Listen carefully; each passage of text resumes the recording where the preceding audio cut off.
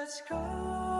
Look up to the stars. Let's shoot for the moon. Let's get into the stars. And beyond the unknown. Let's go. Here we go now. Whoa, whoa. Under palm trees, where the ocean hums, your silhouette glows and shows where you're from. Moonlight dances on your skin so fine. A universe of love in your beautiful eyes. Sweet voices whisper, hearts crave for more. My love is real and true, and it's yours to explore. Girl, beyond the stars, you're my cosmic flame, lighting up the night, calling out my name. Island tides and the moon aligns in this love where endless, no space or time. Oh girl, beyond the stars, you're my paradise. I'm in love with you, and you know it's true.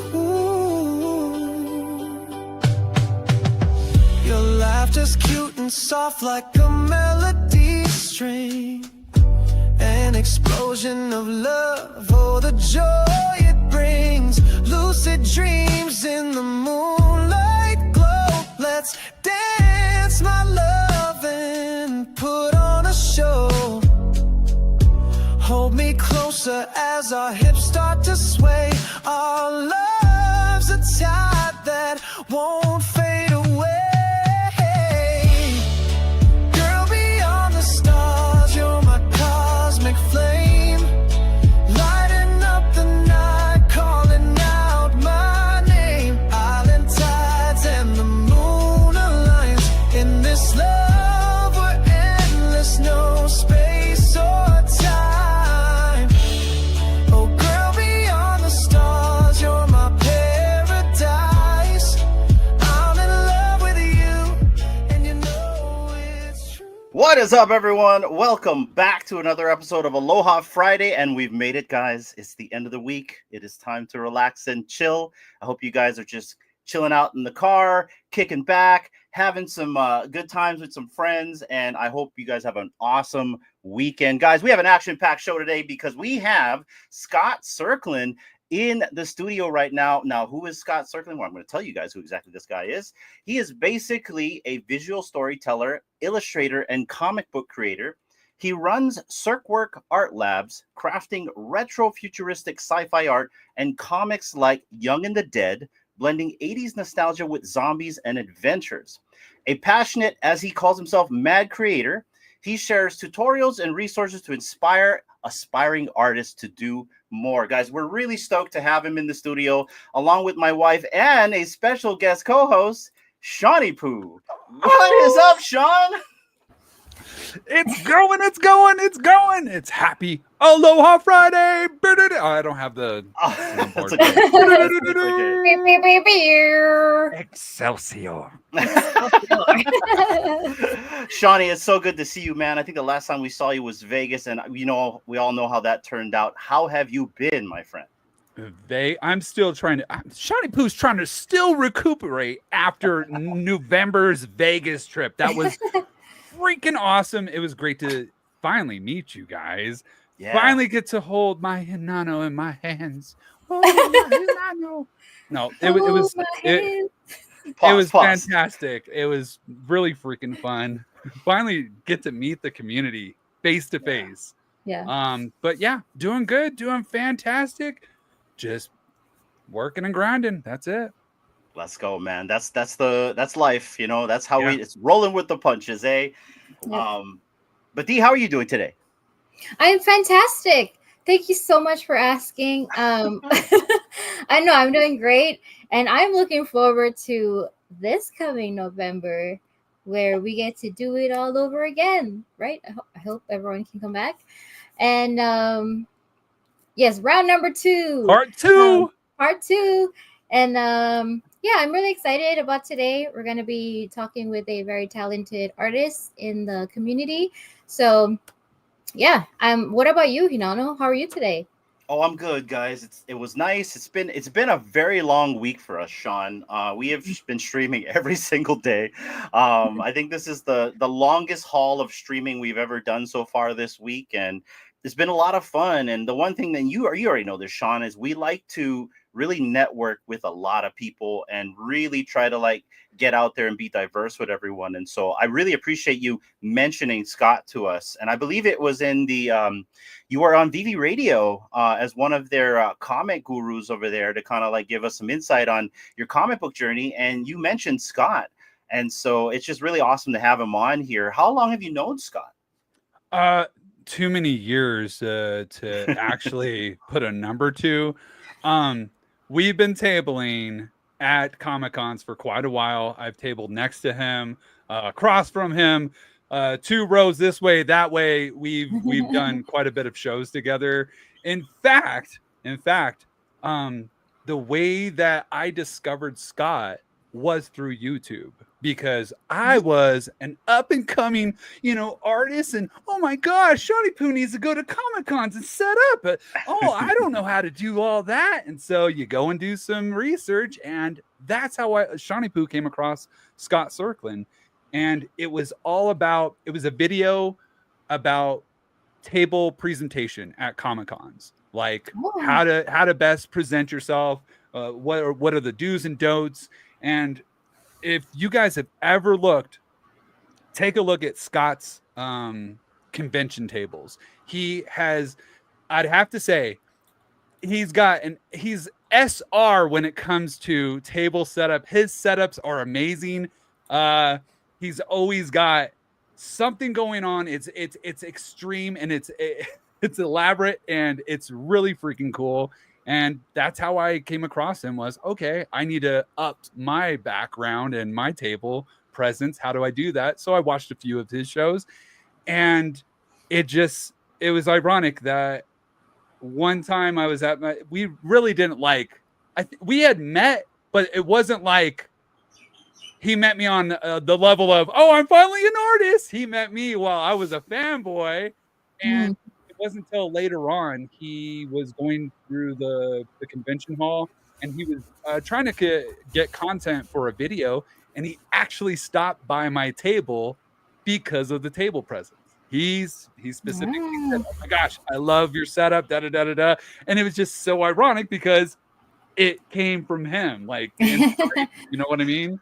Yeah. Yes. That's cool. That's so cool. So you're like a young Padawan in a sense for. Yes, I am. Oh, yes, I am. Okay. You will learn, little grasshopper. Let's get him in, guys. Before because you know us, we can be very Portuguese up here. Actually, I know you're waiting, Scott. We're gonna get Scott in, guys. We will be right back after this 30-second commercial break, and then we're gonna get Scott right in. All right, be right back. Sounds good. Out on the waves where the sun shines bright, there's a kid named Buddy, pure delight. Superboy's the name they call him round. Island vibes, he's never down. Oh, Buddy, Superboy, cruising free. Island winds are calling, wild as can be. With the ocean as his playground, he's the king. Superboy, oh Buddy, hear him sing. Flip-flops on and a grin so wide. Riding waves with the tide. Shout out to our affiliates at True Media Group. We really appreciate you guys for testing out our beta product on the affiliates. So far, it's turning out really well. So I want to give a shout out to Osmond Collect 63, Evolved, Key Comics, and Delco Dudes right there, guys. And just stay tuned because there's more to come with that program. I know some people have been asking about it. You can keep asking. We're not really going to say much yet because it's not ready yet. So, but more to come with that. And I think it's time to get our guest in. He's been waiting very patiently in the studio, guys. So yes, let's get him in, guys. Let's go. Sorry.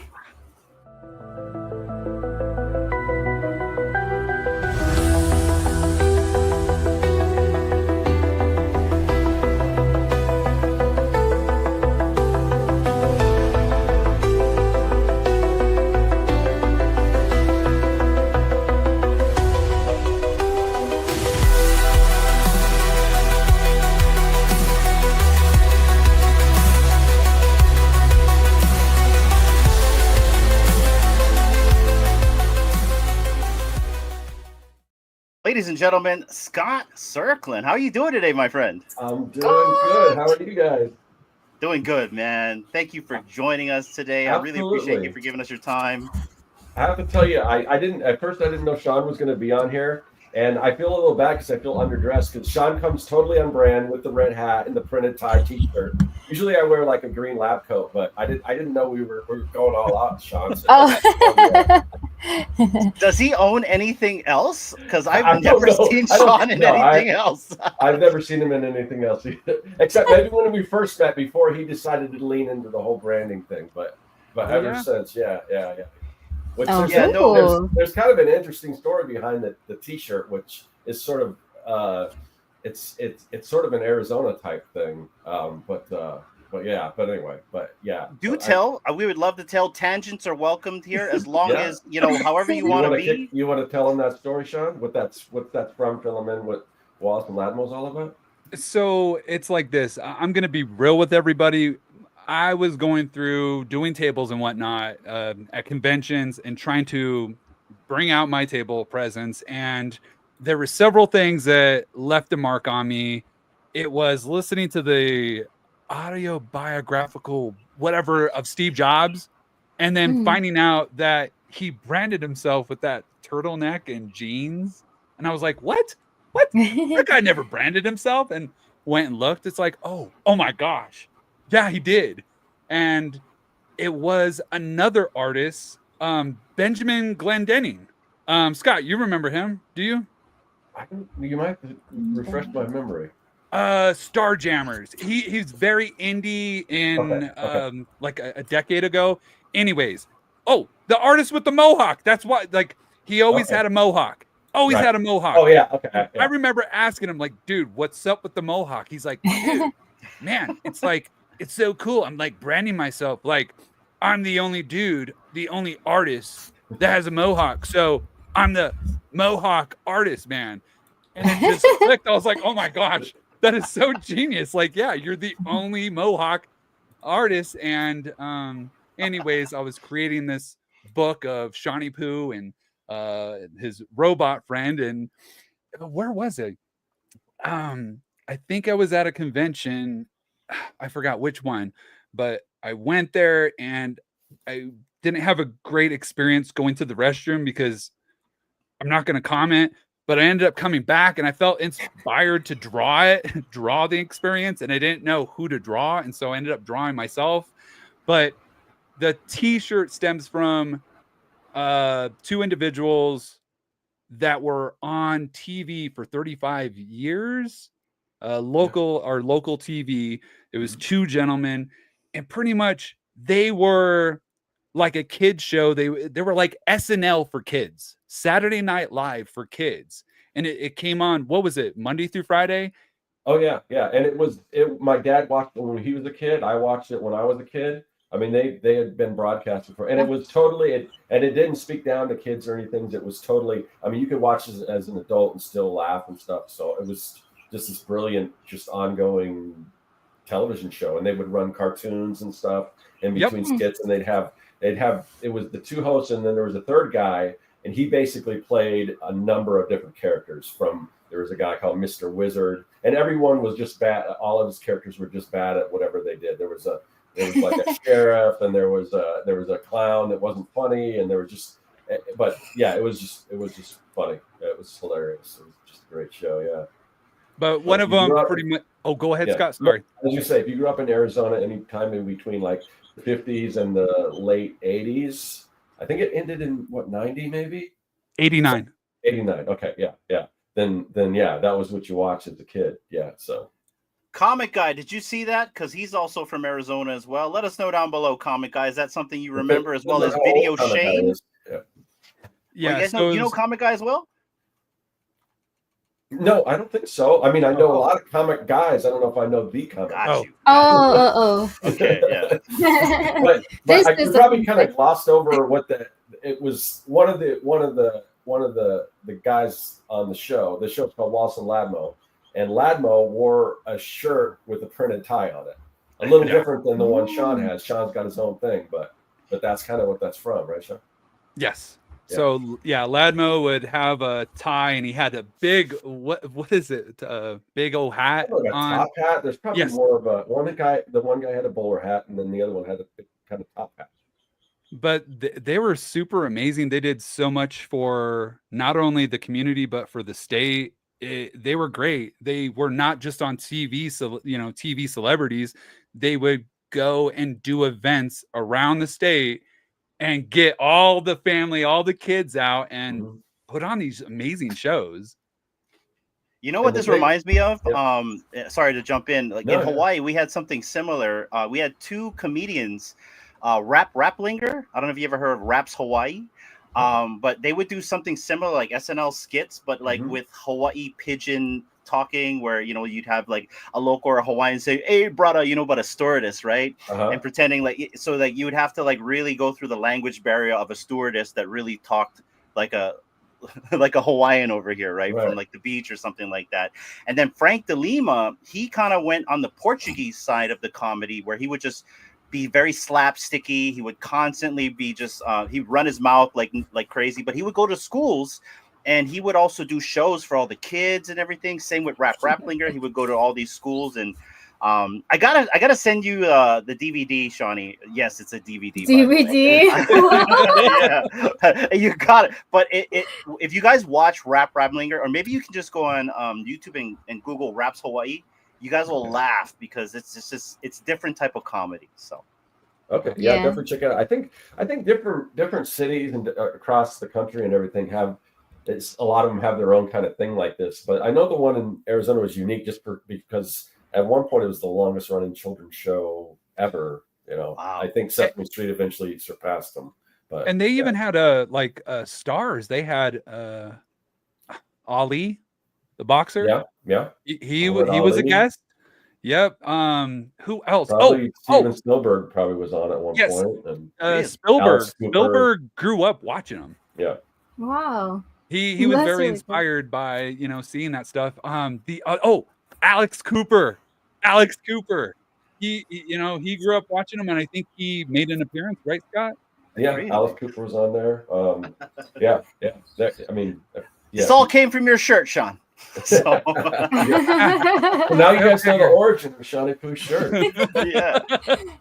I found it funny though when we got to meet Sean for the first time. I'm like, D, he's wearing the shirt and the hat. I know. But that's all we saw Sean wear throughout that whole weekend was the shirt and the hat. And we would joke back when we go back to our room. I'm like, how many hats and shirts did he bring with him? Because he brought us our own shirts too, right? We have our own shirts. So no, but we that's just need cool, a red guys. hat.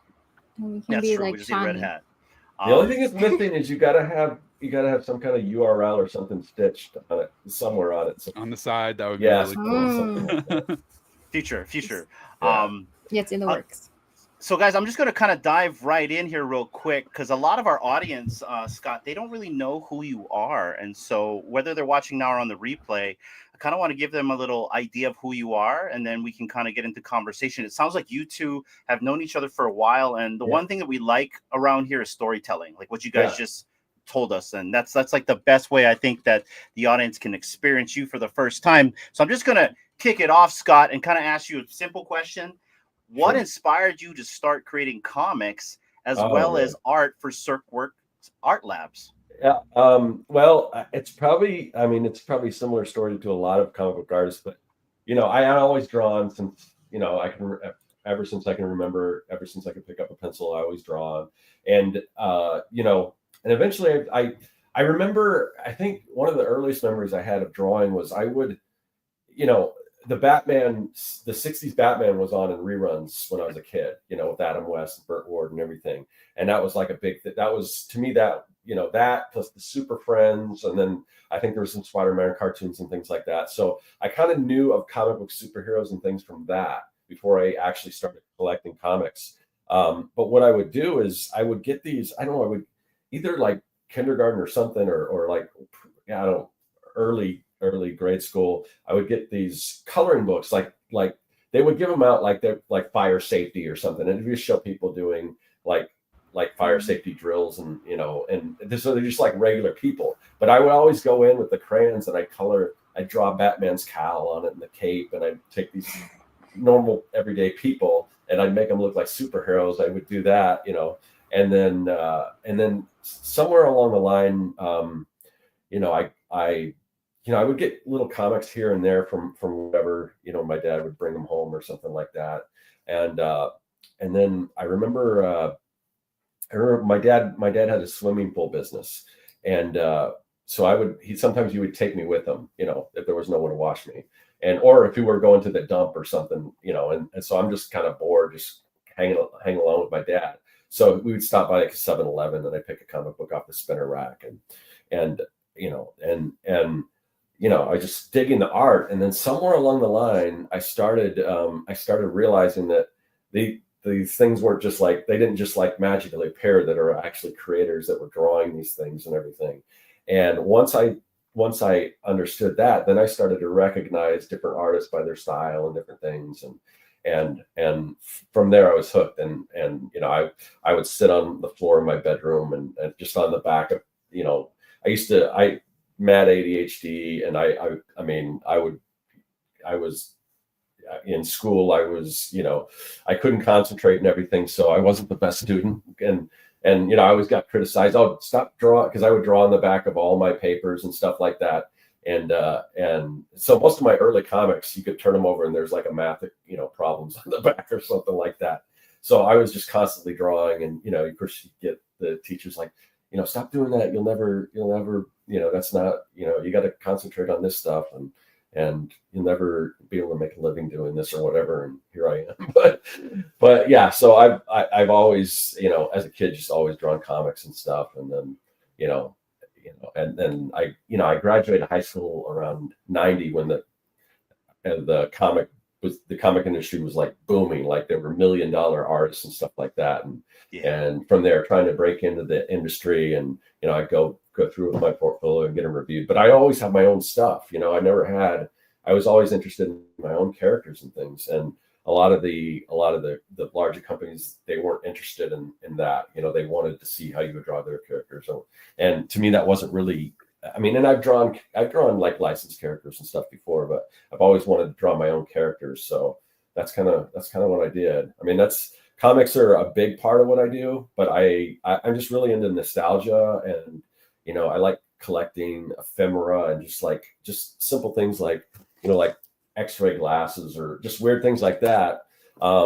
Just stuff that reminds me of my past. And then another thing that I do is I take stuff like that and then I try to reimagine it and put a weird spin on it. So, there's like the old Monster cereals. So, I would create my own Monster cereal. Like what's a Monster cereal that they never made? And instead of just drawing it, I'm like, well, I want to build the whole thing. I want to make the box. I want to make the thing on the back and the prize inside and all that kind of stuff. So I really got into doing, taking the nostalgic things that I love from a kid and sort of recreating it, but putting a weird spin on it. Here's another one. Like, you guys remember Fun Dip? Yes. Well, I made Sad Dip. Yes. So, and it's got, I was going to bring this up. Broccoli, beet. And it's I actually make the stuff inside, the flavor and everything. So really, I've been doing I that saw kind of your stuff. one. I saw the one you did with the onion, and your face was just like, oh my god. Yeah, so I just love doing that. There was like the kryptonite rock was something that I always wanted as a kid, and my dad wouldn't let me get it because they had them when Superman the movie came out. They had them on set at the concession stand, and I wanted that rock. And it's just a glow in the dark rock, but it came in like a cool package, and my dad was like, that's just a rock. I'm not paying any money for a rock. So then, years later, I kind of make my own thing. So it's got this little plutonium case, and then you open it up, and then I call mine the radioactive meteorite. And that's awesome. What do you know? Inside, it's just a rock painted. Wow.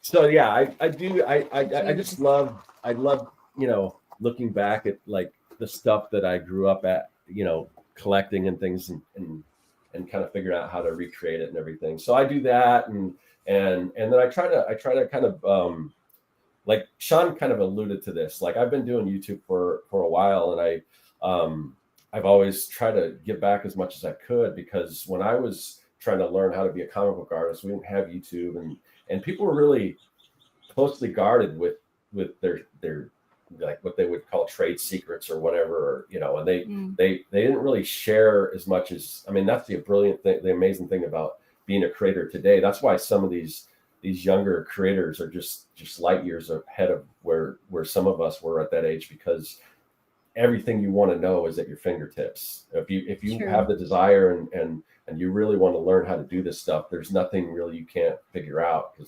So that was kind of, I tried to give back, and I like Sean, what I guess through the way Sean found me was I was doing, videos on how to set up your table at conventions and things like that. But I've done that. And then I do like digital toolkits, digital products that will help you create comic books and things like that. And, with digital brushes and templates and things like that. So I do that. I do some digital stuff, but I do a lot of physical products as well. Like one of the things that I used to collect, like the wax packs, the trading cards that were wrapped in wax.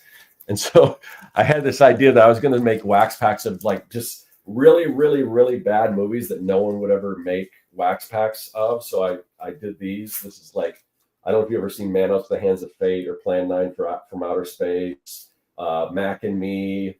Yes. Troll 2. These are The Room. Oh, these Troll like 2? Yeah, so these are some of the worst movies ever. And like no one's ever going to make trading cards of these. So I started doing those. And then people are like, oh, you should make other things. So then I started making like cult favorites and things that they never made. And then I got it. So I've done so many of them, and I just started a little side business doing these little packs. So I've got like Big Trouble in Little China. Oh, no way. Flash Gordon. These are all ones that I wanted as a kid that they never made. They made like Buck Rogers, but they never made Flash Gordon. So I'm like, I'm going to make Flash Gordon. Or like Spaceballs. Oh, that's so cool. Buckaroo Banzai. So just like cult movies. Oh, Buckaroo Banzai. Yeah. So, and I just like, whenever I have time, I just create new packs and put them up on my website and Etsy and all that stuff. So yeah. So I just love, I like kind of getting my hands dirty with different materials and figuring out, okay, because a lot of the materials, a lot of the systems that were used, because nowadays physical trading cards are packed in like foil or plastic. But so like companies like Tox and Donruss and Fleer got rid of all the machinery and stuff they used to make those with, but people still long for that kind of feel with the wax and everything. Yeah. So I kind of figured I just through trial and error and research and stuff, I kind of figured out how to do it myself. Just as a kind of a boutique thing, they're all handmade, real limited quantities. And, I just was doing them for fun, and people are like, oh, can I buy one of these off you? And I'm like, sure. So then I just started selling those. So yeah. So some of that stuff leads to other things. Some of the things are like, they're a little too complicated to do on like I did this one. This was you guys have Otter Pops where you're at, or in Hawaii? Yeah. You ever have those? So I made Slaughter Pops, and it's like, oh my gosh, they're all based on horror movies, but they're like the Otter Pops, and and I made all the flavors and stuff. Now something like this, there's just so much work in there to do, or like I don't have it with me, but I made I figured out how to make, you remember color forms? Yeah, I made a whole color form set. I figured out how to do the vinyl and everything like that. And I made this big set of like this, it was like a kaiju mech battle where you could take the little guys and put them together in a scene and create a scene and everything like that. That was really fun to do, but I couldn't, I'd have to charge hundreds and hundreds of dollars, maybe thousands of dollars if I was going to sell that. But but like the cards and stuff, I got kind of down a system where I can do those and I can sell those on my website and stuff. So, but I just like creating. I just figuring out how to create things, but so I don't know. Just play around with materials and all that kind of stuff. So yeah, that is a Incredible. long and unpackful answer right there, and I really love that. Sorry, occupied. No, this is great. It's because and I've got a lot of there's a lot of what you told me or told us kind of resonates with me, because when I grew up, one of my there's similarities, because when I grew up, my exposure to comics was mainly the Sunday paper. Yeah. And so what I used to do is, there's two things I used to wait for, Scott, in the Sunday paper was, because I'm a TNG fan, right? A big Trekkie. So I wanted to see the TV guide to see when TNG was on. And I wanted to read Garfield or Doonesbury or BC, you know what I mean? And what I used to do is I used to cut out all the comic strips and put them on Trapper Keeper paper. Yep. And I used to do a hardcover with cardboard. And I used to put Sunday comics on there, and I'd have different versions of comic books. And it's funny that you say about like the whole like math thing, right? Because when I got into high school, that's kind of when I started tapering off a little bit of comics, because you weren't cool with the women with comics. Yeah, I think everyone went through that. I definitely went through that. I went through that, and then it was like, that's why I said the 90s is kind of when I got back into it. Like after high school, and like, well, I'm out of high school. I don't need to impress any of the people. I'm just going to go back to the comics or whatever. So, yeah. Well, I see what's bad for me, because the 90s is when I kind of quit. Like, I started collecting like in the early 90s, but when you hit mid 90s, it's like, okay, you weren't cool. But that 9th grade, I actually learned how to draw comic strips. And so I actually drew my own comic called Earth versus Aliens. And it was just a really slapstick thing about aliens fighting soldiers, like in a little comic strip and stuff like that, though. And I think I might have it somewhere around here. But I remember also like writing in the back of my math test and drawing these panels in the back too. So like, I could resonate with that story. What do you think about that, Dee? Yeah, it's interesting too. And even the getting your comics at 7-Eleven on the spinner rack, Hinano did the same thing too. I did. Yeah. So I mean that's really cool. Like your whole story. Sorry, my child is here. Your whole story of like how you all like started, and you're going back to the whole nostalgic thing, because I mean, we're all older now, but we do miss like how simple just things were back when we were growing up. And so just to be able to make all that, like all your creations that you just showed us, that's like mind blowing. It's really incredible to see like where your mind just goes, and like, making things popular that really aren't, like how you did with the trading cards of certain characters that weren't like really spotlighted to, bring the light to them. So I think that's really cool. And I just love this whole vibe of just bringing back nostalgia. Yeah. Awesome job. We call it nostalgia respark over here. Oh, I like that. I call it revisification. I say whatever word works for you. But we have this Canadian friend. He calls himself the digital dinosaur, and it's actually the digital comic era that caught him back into collecting the physical stuff. And so we kind of coined the phrase nostalgia respark, because it's kind of what you said, right? Like my whole collecting thing, I'm the same way. It's like I like to collect things like right here. I don't know if you're a Stargate fan, but like, this is the Destiny. And then I've got also like a TARDIS. And so, cool. What was cool about Doctor Who is I created my own Doctor Who persona for Halloween. Like, I was the 27th Doctor, and I'm like, there's no such thing yet. So I made up my own, and he had like blonde hair, and he had like a green trench coat. So like all this nostalgia stuff really harkens back to me as well, in terms of like wanting to make different things. But I got a question in terms of you were saying you like to draw your own stuff, basically your independent art versus like actual IP, like Spider-Man. So was there any inspiration from the IP to draw your own things, or was it just natural where you just kind of like imagined like zombie hordes or something like that?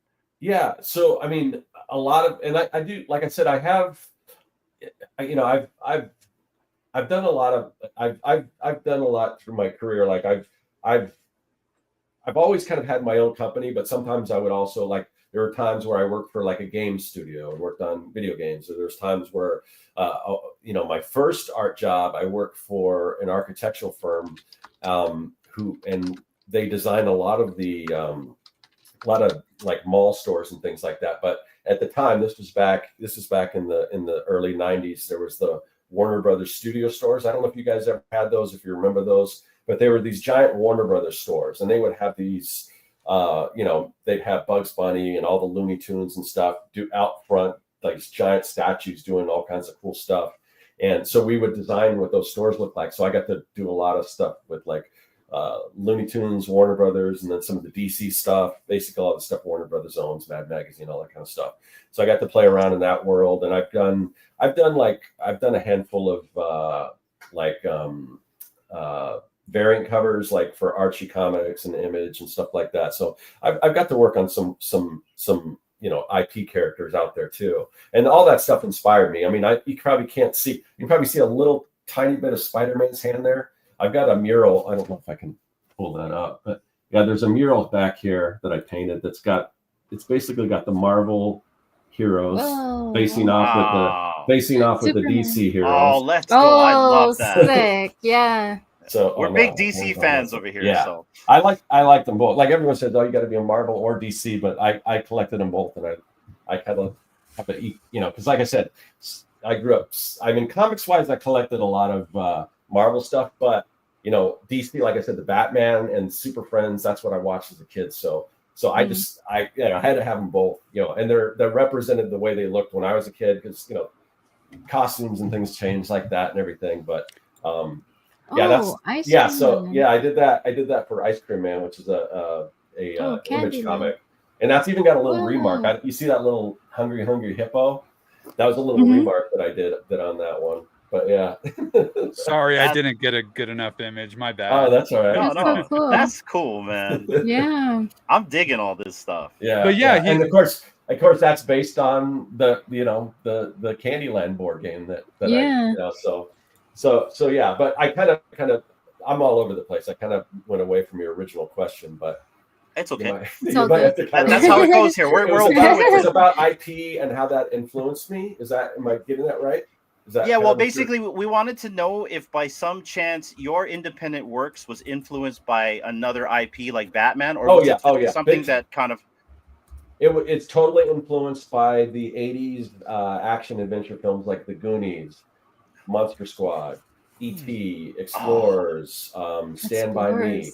All that. The kid Explorers, D. Yeah. He knows Explorers. He knows Explorers. That's all so that cool. Stuff. That's what it is. It's that, but more recent example would be Stranger Things, which is based on all that stuff as well. Or Super 8's another one that's really good. But that kind of Spielbergian storytelling with kids as the protagonists. That magical feel in cinema. Yeah. So it's totally got. If like flipping through my comic, I'll put little things in the back of like in the kids' bedroom with you see some of the toys and things. Stuff that I had, or like we talk about the spinner rack. There's a scene where one of the characters, she's going through, so she's being chased by zombies, and she's at a convenience store, and she flips over the spinner rack on top of the zombie to escape. And so there's all kinds of. I throw as much of that kind of stuff in my comics as possible. So yeah, but yeah, cool. it's totally that, but with zombies. And I'm not the biggest zombie fan. I definitely like Walking Dead, and I like the original Night of the Living Dead and stuff like that.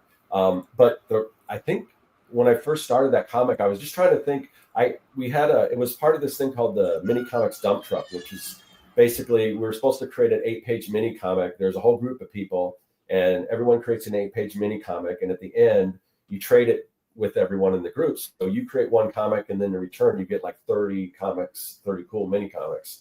So I was trying to think of a simple concept, and so I said, like zombies, something with zombies. That's kind of simple. And then I went to straight like, what if kids were fighting zombies? But what happened was I started writing this 8-page story, and my mind it just kind of went crazy, and it just became this bigger thing. And now it's finally concluded. This is the finished. This is kind of a mock-up. It's getting printed right now, but I just ran a Kickstarter for it. So these The full thing isn't up on my website, but if you wait like probably another month or so, this will be up on my website to purchase the full story. Otherwise, issues 1 through 5, I think, are on there. But it from that was supposed to be a simple idea, went like 6 issues and stuff. So yeah. But have you ever considered maybe releasing that as well in digital form? Well, I've got PDF versions. I don't have the PDF version of again, the new one's not out yet, but there will be a PDF version you can download too.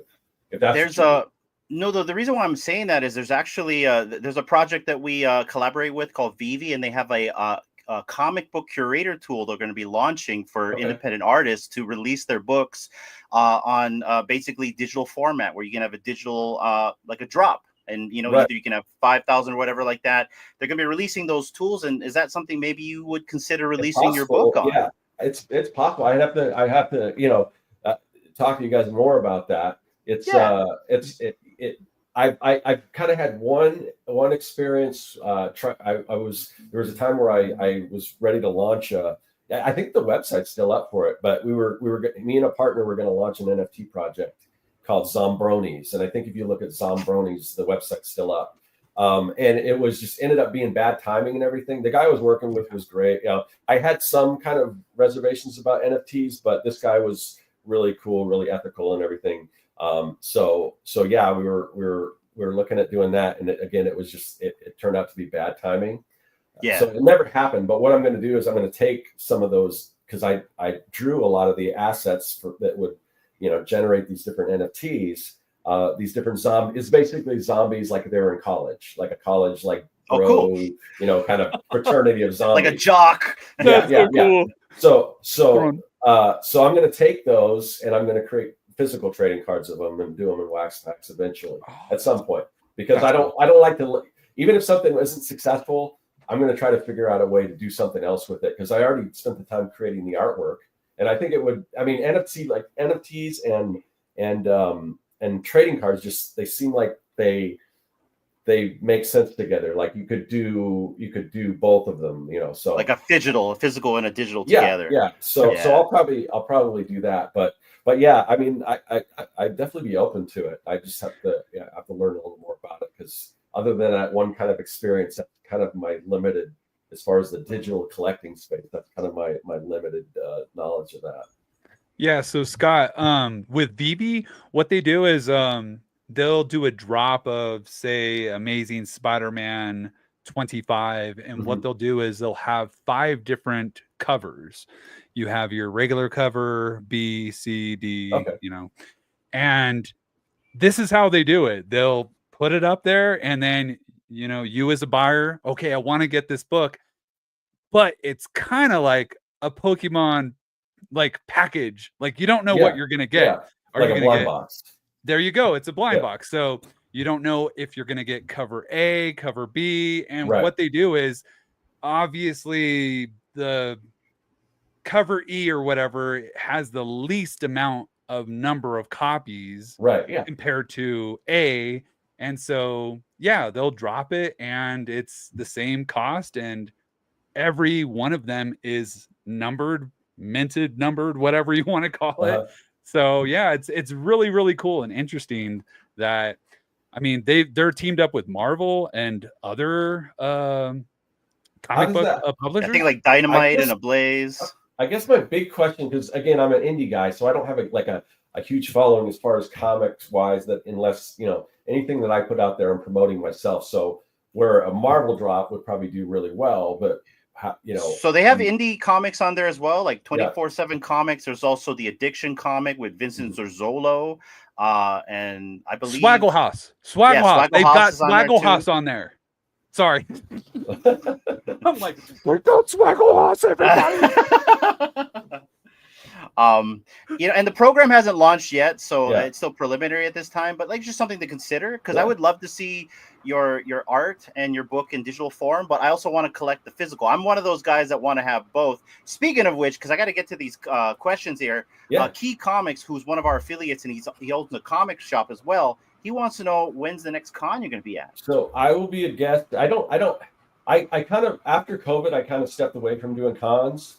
And I haven't really decided if I'm going to return yet, because because it seemed like it was I was selling less and less, and the table costs were going up, and I'm like, I can do more online than I can at these things. But I always said it. If somebody invites me as a guest and pays for my table, which Phoenix Fan Fusion is doing, then yeah, I'll be there. So that kind of. But so the only one that I've got lined up right now is Phoenix Fan Fusion in Phoenix. Obviously, I think it's June 6th. So I'll be a guest there. And I'll have a table in the Artist Alley. I'll have my Wax Packs trading cards. I'll have my comic, and I will have. I also do these like physical workbooks. And they're for like comic creators of all skill levels. So there'll be a like a workbook that'll have just templates for like thumbnail templates, like little tiny drawings. I think if you go to the homepage, I think there's a thing that might show it at the store. If you just go to if you click on that, if you scroll down a little more, let's see, right here. No, a little more. Just keep scrolling. I think it should come up. Yeah, those. So those are they're called Make Your Own Heroes, Make Your Own Comics. So there'll be like templates, like turnaround templates that you can use to design your heroes, like design costumes, like front, side, and back view. And then you click on those, and there's a number of them. Those are all on Amazon, and there's manga versions too. But so I'm going to bring those, but there's all kinds of it. There's like just blank panels that you can use to fill in your comic character. The one that I really like is the one that it's got a picture of a hero, and you can design. It's got male and female, and you can design your hero. But then it's got a place for all the stats, like what's your hero's alter ego, what's your hero's powers, what's your all that kind of stuff. So I'll be there. I'll have those there as well. Yeah. Very cool. Anyone in Arizona that wants to meet Scott, you gotta follow him. You gotta watch his socials, and he's gonna announce where he's gonna be. I'll have the green lab coat for that ship for sure. Oh, nice! He's gonna be in. So you'll be able to pick costume. Me out. Are you gonna be there, Sean? No, not this year. Do you still have any copies of the that Ice Cream Land left or no? I've got a few copies. They're not. I'll have to put them on my website. I sell them usually at that was exclusive I did for my local comic book store. I did that with them, and then they coordinated with Image and the creators of Ice Cream Man. And then so I've got some copies of my own. I just haven't bothered to put them on my website, but yeah, I've got some of those. I got some of the Archie one. And then I did, this wasn't a variant cover, but I did this as a store exclusive. Hold on. Getting behind the scenes. And I've got a video. So my local comic is called Surprise Comics, because I live in a city called Surprise, Arizona.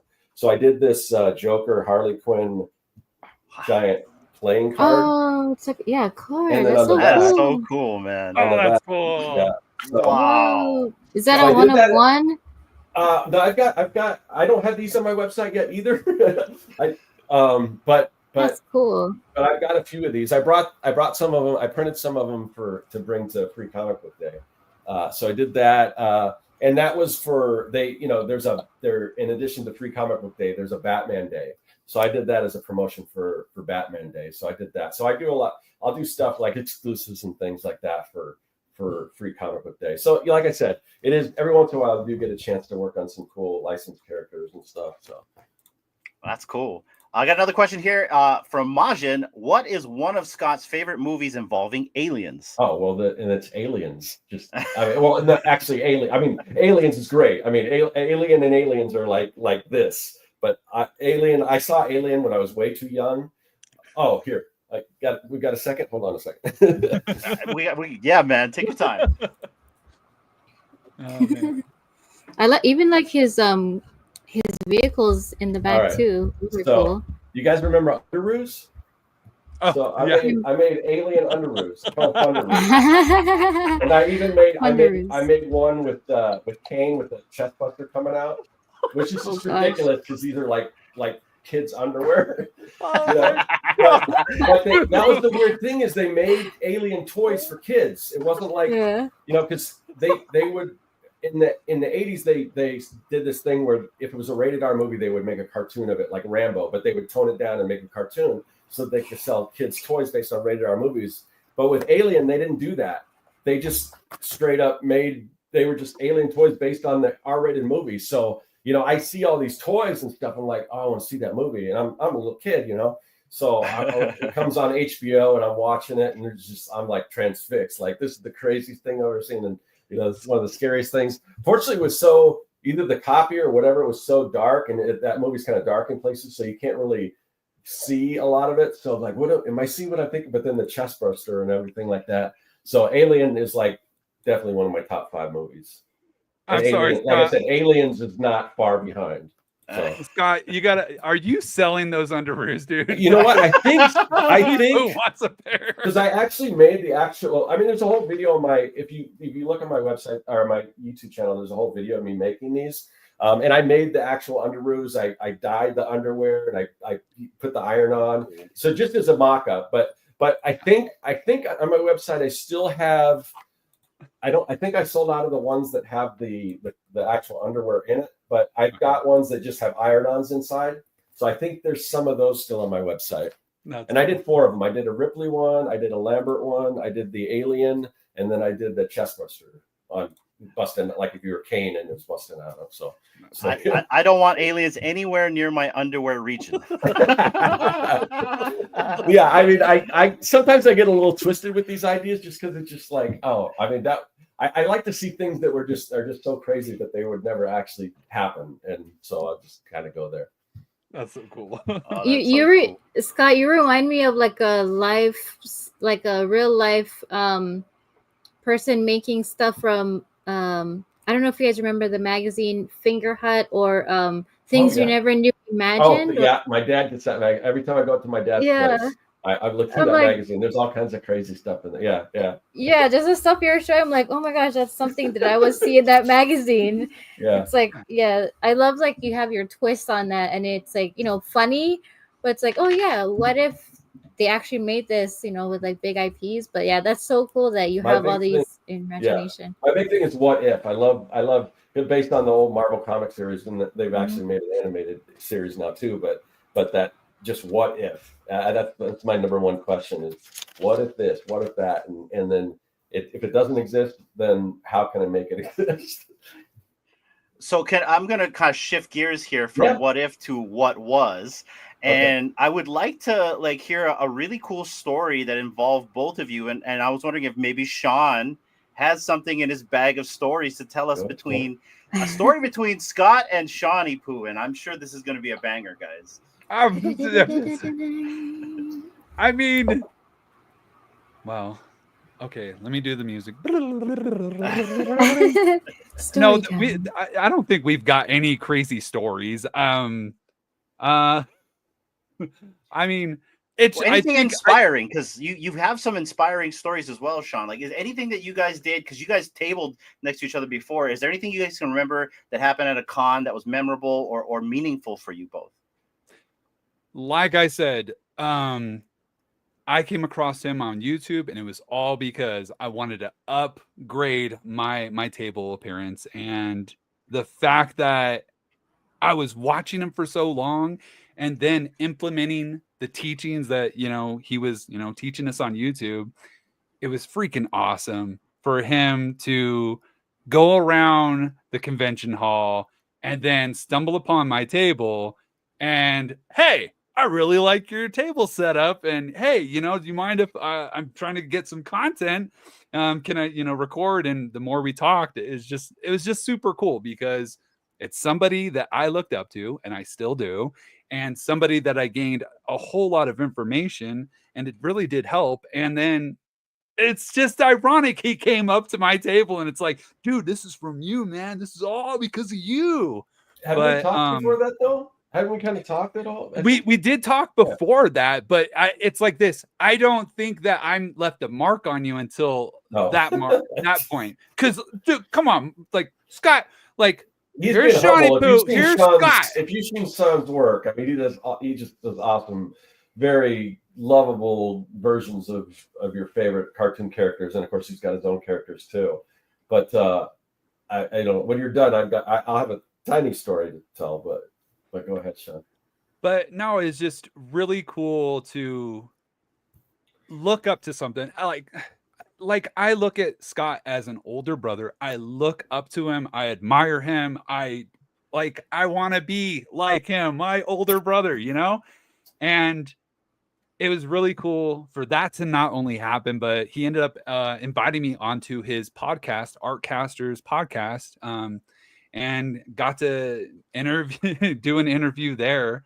But I mean, it's just been really cool, and I'm so happy to finally show some of my friends to you guys. Like, Scott has been an awesome individual, and I've been in this community, and I tell you, every time like one of my friends is doing something, like Scott recently doing his Kickstarter, I'm like, oh, it'd be so cool to get him on here to just get more eyes onto what he's doing, because what he's doing is really, really cool. And again, I'm aspiring to be just like him, get to that point.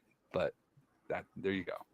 Yeah, I've got, so as far as the Sean story, so I've got my iPad is downstairs, otherwise I show it to you, but it's I got one of Sean's stickers on my iPad, and what it is, so when the thing that got me hooked on comics was Alpha Flight number 11. And if you're not familiar with that, Alpha Flight's a group of Canadian superheroes created by John Byrne, and in issue, and this is an old story, so hopefully no one's going to matter if it's spoilers, but it ended with one of the heroes is going to die, and I had just picked up this book, and it said the next issue is double-sized issue, one of the heroes is going to die, and back then I didn't realize that if you die in comics, you come back a year later anyway. Maybe even a month. Yeah. Right. Yeah. Come back as someone else. So anyway, well, there's another part of the story where I told this kid, this is another thing that kind of blew my mind, but I had told this other kid at school that I got the Alpha Flight, one of the characters is going to die, and he's like, oh yeah, it's the leader, it's the main guy, and I'm like, what are you talking about? I just got this issue, it hasn't even come out yet. And he told me, no, I've already got it. I got it at the comic book store. And I'm like, what are you talking about, a comic book store? There's no such thing as a comic book store. And then later I realized that, yes, there is a comic book store, and the comics come out earlier than they do on the newsstands there. So he wasn't lying. But I pick up the book later when it comes out in the newsstand. I read it, and sure enough, the main character gets killed. I'm like, you got what? And then that hooked me, because I'm like, they're going to do something like that, kill off the main character from. And sure enough, and he stayed dead for a good long while. But anyway, his name was Guardian, and Sean he did a sticker, a Guardian sticker, and like, you don't see Alpha Flight stuff. I mean, it's not one of those. I mean, they've made how many Marvel movies, and I mean, I guess they haven't had the rights yet until now, because I think Alpha Flight's tied to the mutant universe, but hopefully maybe they'll still make one, because those are still one of my favorite teams, but it's just not one of those popular things that you'd see. So it's like, I saw he had the little Guardian in his style. I'm like, oh, I got to get that. So, yeah. So I've still got that on my iPad, Sean. That's super cool. And there's a story behind that, the Guardian character. So I ended up drawing that character, and my local comic shop's little mascot. They have Captain Customer, and so what? Yeah, Captain Customer, and I like that. That's great. So the store owner is a big fan of not only his own store character, but he was a fan of the Guardian guy from Alpha Flight. He's a big Alpha Flight guy. I'm like, we're all looking at Scott like this. I was looking at my the comic book store owner the same way, like, what? Okay. But I ended up drawing them together, and I think I had like Captain Customer, like like arms on his sides, and the Guardians just on the other side, kind of like whimpering or but I ended up making a sticker, and that's super cool, man. That is cool. Yeah. Let's go. Dee, you want to add anything to this? I've been talking too much.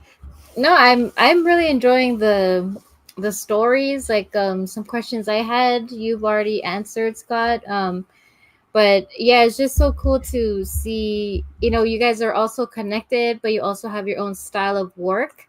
So that's really cool. Are you thinking of like going to as like a not as a person selling at a con, but are you going to be attending any cons just for like fun or collecting stuff for your own this year?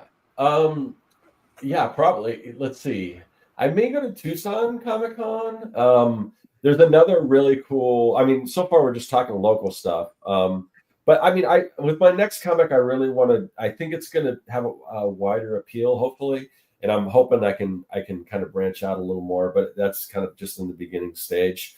But I'm really gonna really try to up my promotion game on that comic, and kind of show the process as I'm creating and build anticipation for it, so I can make it super successful. But there's another comic convention, and it's probably my favorite convention. It's just a small one-day convention, but it's called ASCAP, or Arizona Comics Art Festival, and it's just all indie comics, or not just, it's all comics, I should say. So it doesn't have a really big cosplay contingent, it doesn't have celebrities or anything, unless it's maybe a comic creator. So I like that because it's comic focused. Because I think there's room in the space for just about everything, whether you're into just pop culture, which obviously, based on the stuff that I've shown you, I'm big into pop culture as well. But I also big into comics, and I like the idea of a comic convention that's actually about comics. So it's just a small little convention, and I do that with my friend. My friends come from California, and they come stay here, and we get to hang out and do all that stuff. And so that's kind of one of my favorite shows. So I do that. I'll do that, and then. I don't know. Eventually, I've heard great things about Heroes Con. I think it's in North Carolina. Never been. I've never traveled that far to do a show, but who knows? Because that one's supposed to be kind of big on comics too. But we'll see. I mean, I do love just going, even if I'm not exhibiting there, just going to comic conventions and checking them out and stuff. So Yeah, I haven't been to a lot of like any kind of cons in real life, except like Hinano, we went to or at least my first one, we went to a designer con. I'd That love to was go there. in Anaheim in 2022. And then we went back last year. They had the decon moved to Vegas for the first year. And then they're gonna have it again in November this year, and that's where we met Shawnee Poo.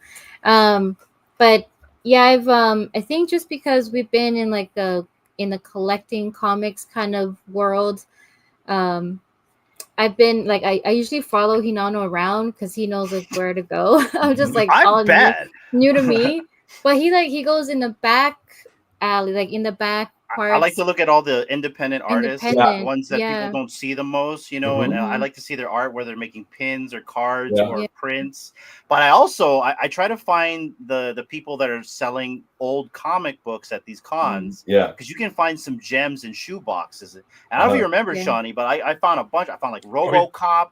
I found Dracula, when the ones that were in the poly bags, and I was able to recollect those.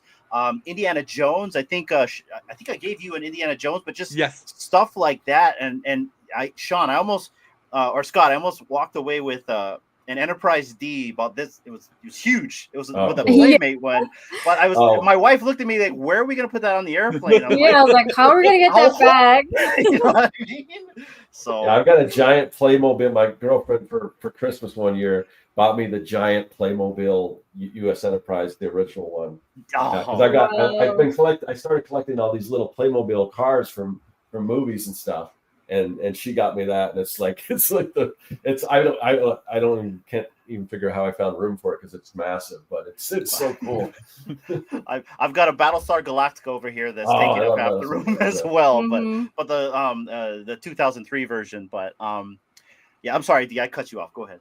No, so I was gonna say like so that's been like something really fun to do with Hinano and whoever's in the group with us, and just kind of check out the people who are in the back, not necessarily in the center or like with the big huge displays. And I found like little treasures from these people that's tucked away in the corner. So if you do make it out, I don't know, to Vegas this year, maybe. One of the treasures we found. I mean, I've always wanted to. Ever since before it was even a huge thing, I've known about DesignerCon, and I kind of wanted to exhibit there. And now I think it's really kind of hard to get in now, but I watch every year DesignerCon comes around. I watch the YouTube videos, and I just follow these people walking around and just salivate at all this cool stuff. I mean, I would love to go to that convention, and I think so. The next comic I'm working on is it's kind of hip hop. I'm a big hip hop fan, but back in the 80s and everything. But my next book centers around hip hop and giant mechs and kaiju and mashing all that stuff up. So it's gonna. I think that the style that it's gonna be done in, which is a complete kind of 180 from what I did with Young and the Dead.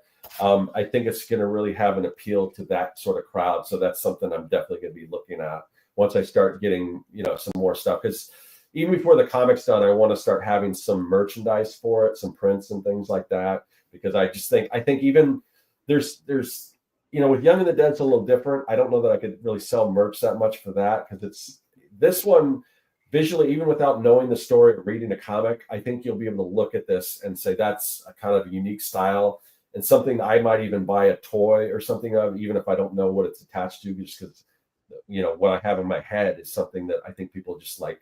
I'm into hip hop, I'm into kaiju, I'm into giant robots. This is awesome. And so I think it's the kind of property that can resonate with people without knowing, even having read it. So yeah. So I'm kind of excited to go down that route. But yeah. When is DesignerCon? It's November 14th through the 16th. Okay. Yeah, so it's Friday, Saturday, Sunday of that weekend. Yeah, I mean, I would love to go to DesignerCon. I didn't realize we're definitely about going, meeting. Scott. We're definitely when going. we were talking about meeting, I didn't realize, and now it's even more. Now that I know people that are going, it's even more enticing. So I'm gonna. For some reason, I think I slipped it on my calendar for November. I think I might have a wedding or something. But when is it again? Because I think I have a wedding that's around Thanksgiving that I'm going to, or maybe it's a birthday party. I don't know, but yeah, I mean, I'm considering it, because it'd be cool that now that I know you guys, that kind of go and hang out and sure. So, and it's not that far from Arizona. I could drive down there.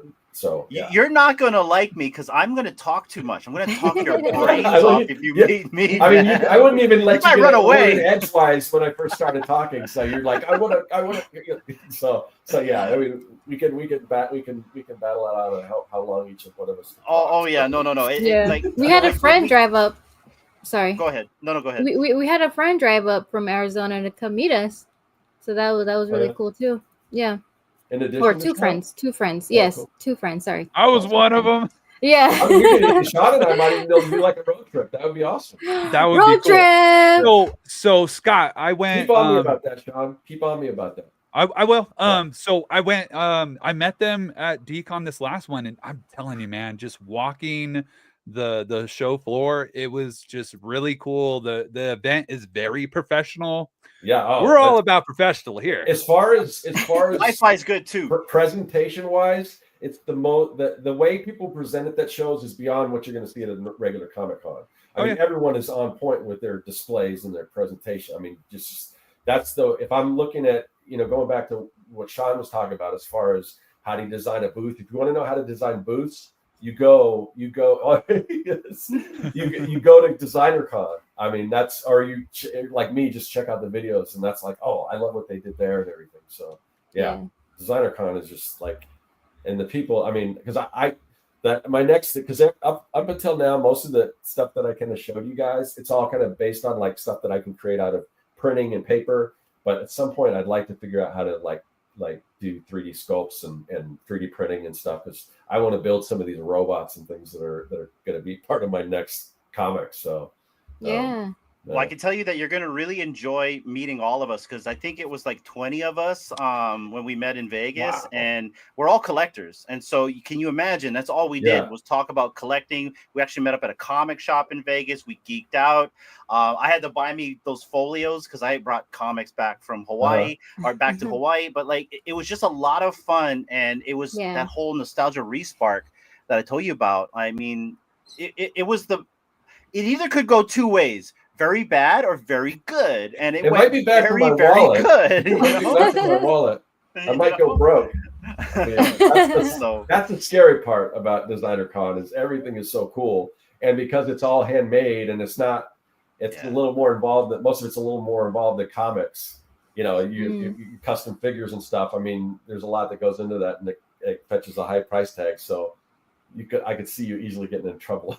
Let alone willpower. Bringing over a body of water back to Hawaii. You know what I mean? Oh, That's the hard part right there. Yeah. Lots of fun, and we'll all be there in November. So if you do show up, we would love to have you, and I'm pretty sure we'd all get along. We call ourselves the Fremont Crew because we were staying around in that area, so that was kind of like our moniker. I like Fremont. It was a lot of fun. Street. Yeah, it's fun. You'll probably meet a bunch of new artists too. There's a couple of them in the chat right now, like Kid Arcade. You would love his style. Yeah. He does more of like the tattoo artist type of style. He has this NFT collection called the Light Parade collection, which is kind of nostalgia from Disney's Light Parade, and he designs his art to look like that, to where it flashes like neon lights and stuff like that. So that's cool. Yeah, super fun. I have fond memories of that electrical parade. Yeah. I would suggest bringing the tiniest car you possibly can, so that way you won't be tempted to bring back anything. Yeah. Show up in a smart car. Yeah, just bring like the tiniest car ever. Oh, that's great. That's great. Yeah, Ronnie's also another artist, but I'm not sure if he's gonna be making it to DCon. I mean, that'd be cool if he did, but yeah, he's also he does a lot of murals. Yeah. And magician. Yes. Game recognized. Shout out, Ronnie.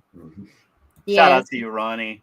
How are we doing on time, Scott? We are at 1 minute and 15 minutes. I'm good. I can go a little longer if you want, or it's up to you. I have a hard out until like another 45 minutes, but it's up to you. No. We'll keep going then. We'll keep going. Anything? Oh, sorry, Sean. You want to add anything? No. Okay. So I'm going to ask this question right here. So as a storyteller and a creative of all these nostalgic things, what's like your favorite part of bringing a character, creation, or scene to life? Ooh, that's a good question. I think I don't know if it's kind of a cheat. To me, it's just the process. It's just. It never happens the same way twice when you are bringing something to life. It's a lot of I think I'm big on like concepts. So to me, the initial concept, when you come up with the idea of taking underoos and making the aliens or something weird like that, it's all when I get something in my brain like the idea, that's the golden part. And then you got to figure out how to actually make it, and that's fun too. But I'm like, sometimes I just have these great these ideas that are just so large, and it's like, oh man, that's cool, but can I pull it off? I mean, as an idea, it's great, but can I build a story out of it? And sometimes like with Young and the Dead, it seemed like kind of a simple concept, but it worked. And this next one I have it makes me a little nervous because it's so. I mean, there's so much to it, and I mean, and there's so many different ways I want to go. I want to incorporate sort of like a graffiti aesthetic to it, and I actually want to write. I like to have, and I'm not very musically inclined, other than when I was a kid, I did like DJ and do stuff like that. We wrote rhymes and stuff like that. So I want to, and it's been a while since I've done any of that. So I'd like to get freestyle. Back to doing, no, that's not gonna happen. But I'd like to have like an album or something that goes along with it. And I want to definitely. At one point, I was thinking of writing every line of dialogue as in rhyme, but I don't think I'm going to do that. I was thinking, okay, if I do kind of like a Hamilton thing, but I'm not sure if I'm going to go that route. But I definitely do want to have like, if I have like a deluxe version, have like lyrics in the back and just all that kind of stuff or throughout. But there's so much. It's so big right now. I got to figure out how to condense it and how it's going to look. It's just right now, it's just this idea, so pulling it off is going to be the hard part. But so far, every time I think about it, like every once in a while, like if I'm just, cleaning the house or something like that, in my head, I'll write lyrics down and I'll put them in my phone so I don't forget. And so now it's just bits and pieces. And then it's going to be taking all those bits and pieces and like what goes together. how does it work and how do I build a story around it. So I don't know if that answers your question. I think the answer to the question is just the initial concept. I'm big on, like, when people are pitching their ideas, if you can give me a good pitch and it's like, I want to see that. That's the main thing. So I love ideas. So great idea is something. It's almost like sometimes you'll hear a great idea, like for a movie, like before a movie comes out, like, oh, that's a brilliant concept, and you go see it and like, I kind of would have done it differently. And so it just kind of depends. I love ideas, but then how do those ideas play out? So when we're making concepts, or essentially when you're trying to come up with a concept, is there a concept that was the toughest thing for you to not only come up with, but create and basically pen to paper to product? I don't know overall, because I've been doing this for so long. But I mean, I know. I mean, so if you check out my YouTube videos, the project, I call them the kind of the project videos where I'm building like where is the monster cereal or whatever. When I do that stuff, I mean, I kind of jumped all in on those. Some of those videos, I mean, they would take me like 50, 60 hours to make a single video. And I believe you. Yeah. And it's just, I mean, there's so much time. And I thought, I'm really going to up my game. And then, these videos are going to be so, and, the editing and everything is just going to be so top notch that they're going to blow up. And they didn't really blow up. So, I mean, I love making them, but like, I think the one I did on the color forms, that was probably the most elaborate. That one, and this one's two's a good one. This one's crazy. I'll show you this. So when I was a kid, and like I said, I like to collect ephemera. So Denny's had these menus. This is the original Denny's menu from the 70s. Oh, yeah. These paper mask menus. Paper. So That's so cool. I found one of these on eBay, and I like totally remember. I mean, this is before the internet, because I always remember this from when I was a kid. But before the internet, it's like I tell people about it, and no one knew what I was talking about. But then I found one, and this is the actual one that I wanted as a kid that I never got. So I found it, and I paid probably way too much for it. But then, I decided I'm going to make my own, and then so I did. This. It's I did 4 of these, all based on like classic Universal monsters, but with that's so tied cool. to food. So it's the Frankenburger, it's like Yummy. But here's where I get crazy and in the weeds and go and just do way too much. Is all this food? I made all these items, and you can watch the video. I cooked every single one of these items, plated it, photographed them, everything.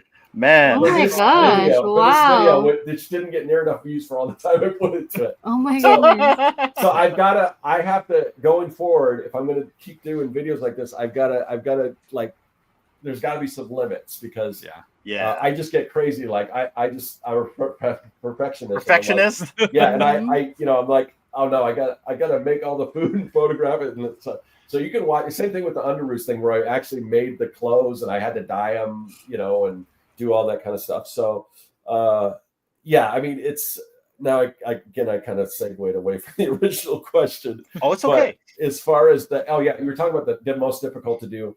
That one took a long time because of all the food, but I think the color forms one, figuring out how to do it. And I made 2 of them. I made this like giant, kaiju versus giant mech, scene and it had like a gatefold, like the playboard, would fold out, and it's like these cities, and then you unfold. It looks like a regular city, and you unfold it, and inside the city's all devastated.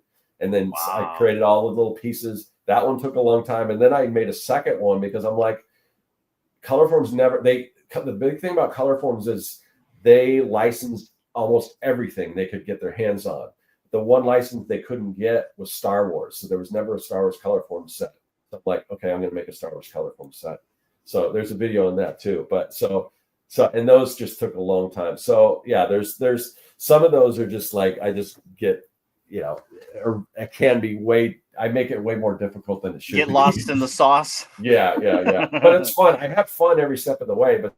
But when you're allocating 60 hours and I was putting these out one a month, these videos, I mean, that takes, and for, they don't earn me any money or anything, so, I was kind of hoping that if I up the game, then maybe it'd blow up, like become a huge like YouTube thing.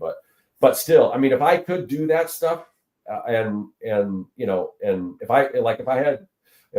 I was independently wealthy, I had enough money, and I didn't have, I could spend the 60 hours to do that. I would. You got to keep the lights on, right? Yeah, I would totally do that. But at some point, like, I got to focus on like creating stuff that's actually going to make me money. So, but I just love doing that. But I do get, some of these things can just like be pretty complicated.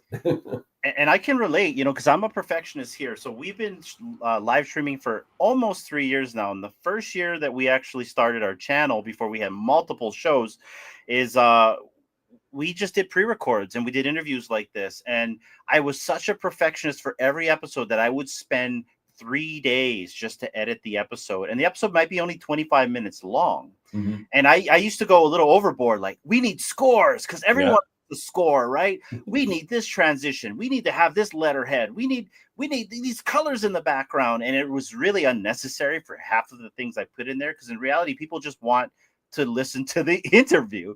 Yeah.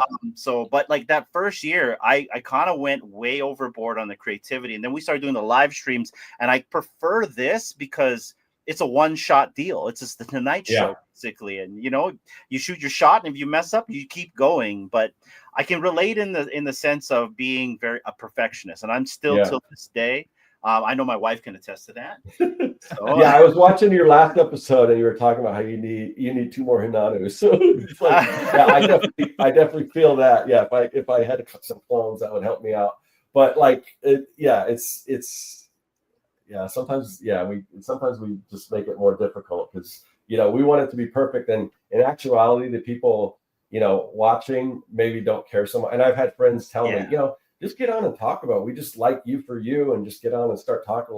But while I was doing my Kickstarter campaign, I knew I had to have a presence and constantly remind people. So I was just doing a lot of live streams of just me drawing, and that's fun to do too. And like you said, it's all unedited. You just turn on the camera and just go for it. So and it's a good outlet, right? Like doing this kind of stuff for me, like, because I have a big problem where if I get ideas in my head, I have to put it pen to paper. Dee knows this. Like, I will drive her nuts. We'll be lying in bed. Babe, what about this? What about that? Just do it already. And so like doing these shows is a really good outlet for me. If not, I'll drive my wife nuts with all these crazy ideas. I'm pretty sure Shawnee has the same thing where he's got a ton of ideas in his head and you just got to get them out. What do you think about that, Sean? Yeah, I've got too many. Well, I can't say that joke, but anyways, I've got too many. In fact, Scott, I do have a question for you. I'll explain it through what I've kind of gone through with the whole well, I'm not done with it, but going through the creating of my own book, I have found myself where, you absorb all this information, how to do it, how to create a comics, how to draw the Marvel way. And you learn these things, and then you go and start to do the project, and then all those little things that you were taught, you tend to not forget, or you do not implement. And so for myself, constantly within comic books, you want a page turner. You want the last panel that needs to be a page turner so that whoever's reading it, they want to see what happens next. And what I ended up doing, Scott, I fumbled. I was ending my chapters on the right side of the page. Oh, no. And I was noticing that I was visually seeing the next chapter already without having to turn the page. And so, Scott, Shawnee Poo found himself going backwards and having to correct a whole lot of work. I can tell you, having just sent this book out to the printer, I mean, I purposely do the same thing where I plan out the page turns and everything. But I mean, I looked that thing over and over again. I'm just making sure, I just hope something doesn't happen where I mess it, where something gets moved around and then it's, or somehow my math was bad. Because if I create it, actually, like if I actually put it together, which this thing would be, I mean, it will be super thick. But if I actually made them, every single page if I printed out that I could see it, but that's a lot of printing for a book this size. So I'm just trusting that I got it right, because otherwise I'm going to be like, oh no. Because there's a big, it ends with a pretty big kind of like reveal. And if that thing is on the wrong side, and sometimes back in the day, you didn't always have control over that, because it was the publisher would just throw ads in wherever they want, and that could throw off the whole page turn count. So yeah, so that's one of the other reasons I like doing the independent comic, because you have control over that stuff. I never knew you guys even like had to worry about that. I never knew that made a difference till just now. Yeah, because you don't want like somebody steps into the picture and then you're not supposed to know who it is. But if you have it if you open it up, it's on the exact page that you're looking at, then it's not a big, it doesn't have the impact. So you got to kind of pace it like that. Yeah, so that makes sense. Really quick, guys. Really quick. We have a Poof sighting in the studio, guys. What is up, Poof? Let's go. I gotta give this to my guy right here. See you, Poof. Thank you for joining us tonight. Oh, that's cool. Lurking. It's good to see all these comments and all other people chiming in. I dig it. Yeah. You guys is a long time old fam, from the Cryptoids days. So it's really good to see him hanging out over here. Good to see you, Poof. Anyways, I'm sorry. I didn't mean to throw off the conversation. Go ahead, Beet. No, a question of mine, I think I already know the answer to, was like, what's been the most fun thing that you've created? But it just seems like all of it has been really fun for you. To like just imagine something and be able to create it, and you probably unlock things like you never knew that you could do until you asked yourself the what if, right? Yeah. And I apologize, my dogs are going crazy. There must be a rat outside or something like that. We have a baby and a cat crying. I don't know if you can hear the cat. It's time to eat, but it's not time to eat, actually. To me, I don't know. It's like I think each project I do, I really try to get into it as much when I'm doing it, and it's usually it's never like when I'm doing a project, like I purposely, like when I'm working on Young and the Dead, my book right now, I purposely tried not to think too much about the next one, because I want to concentrate on the here and now and the project that I'm working on currently. So it's always kind of like the current project is the fun thing for me. And then the next time it's the next project. But then I can, the cool thing about when you do these projects and you record them and you put them on YouTube is that you can go back and like, you can watch it and like, oh man, that was so much fun. And you can kind of relive it.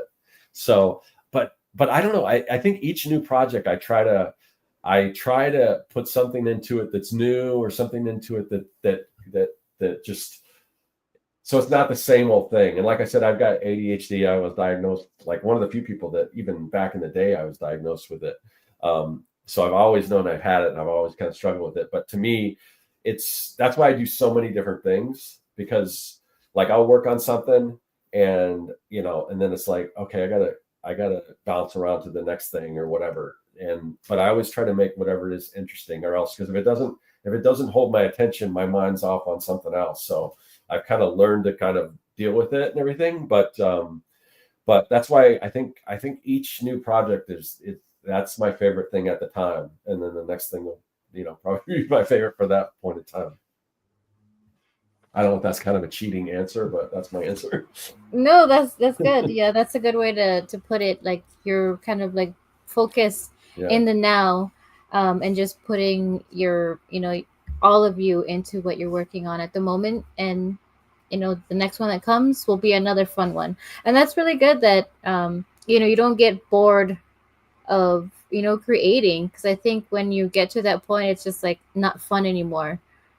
So that's very inspiring for anyone that's like maybe trying to also start up something, or maybe artists out there that don't necessarily like finish a project, because they're also like trying to figure out the next thing. So those are like inspiring to Like, I'm not an artist, but if I were, thank you, because yeah, those are very inspiring. And I just love to see like people's artwork and creativity and just things that people can imagine, because everyone's brain and is different.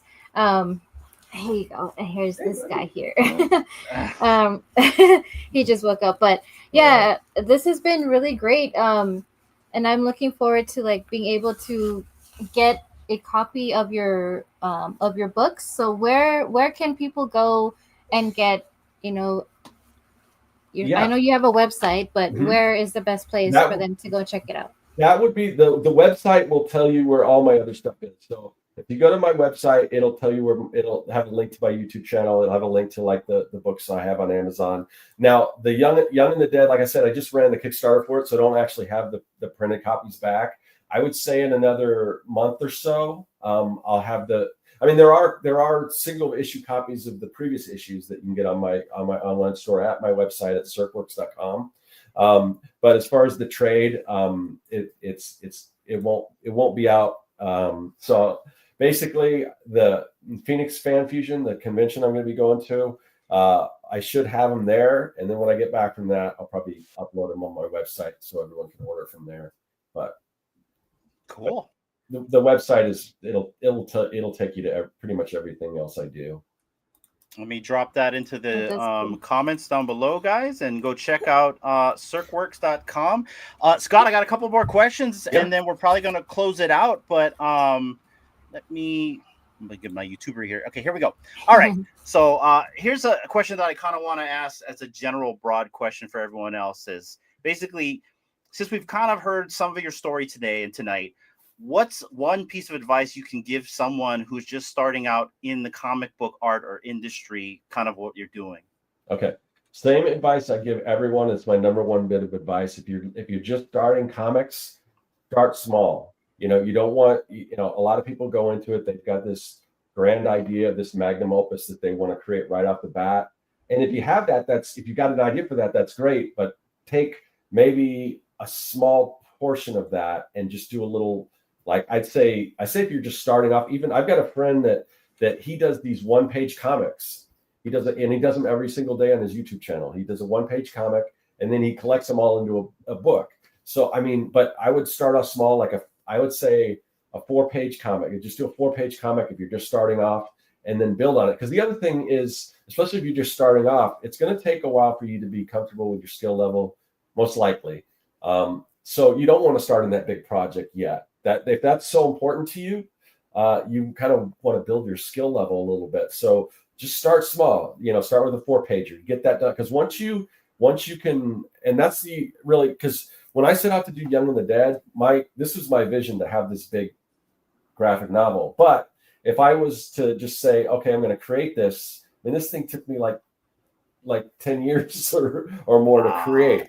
And it wasn't like I was working it all the time, because I do all this other stuff too, but just whenever I have time, I work on it. So it just took me a while, but I had to have that benchmark. I had to have those single issues, because it shows that, that's like when you're running a race, a marathon or whatever, you usually look like a couple miles out. And you say, if I can get to here, then I can get to the next thing. Then I can get to the next thing. So those single issues were those benchmarks. So even though the goal wasn't necessarily to make 6 floppy comics, the goal was to make a full story. I had to have those. I had to break it up so that I could get it, so that I wouldn't drive myself mad, trying to create something that's going to take me 10 years and not have anything that I could hold up and show for it. So start small. Start with a 4-page comic, then get that done. You have it. You completed it. That's going to give you the confidence to go on and create the next one. So the next comic you make, and they could be part of the same comic, like a little bit here, just pick a little portion of your, like if you got one particular character, just tell that story real quick, and then you can build on it, and then you can start putting that all together and then you can have your big giant thing. But always start small. That's the number one bit of advice to give all comic creators. Sean, anything you want to add to this? Because you've also started with your book, and I'm pretty sure it's kind of a lengthy process. Kind of give the audience a little bit more insight into this as well. I totally agree with Scott. Excuse me. I completely agree with Scott. As far as start off small, it's all about just finishing something. So if you start off small, what I tend to tell the students of mine when I do the art classes is start off, build the doghouse before you build the mansion. That's good. I like it.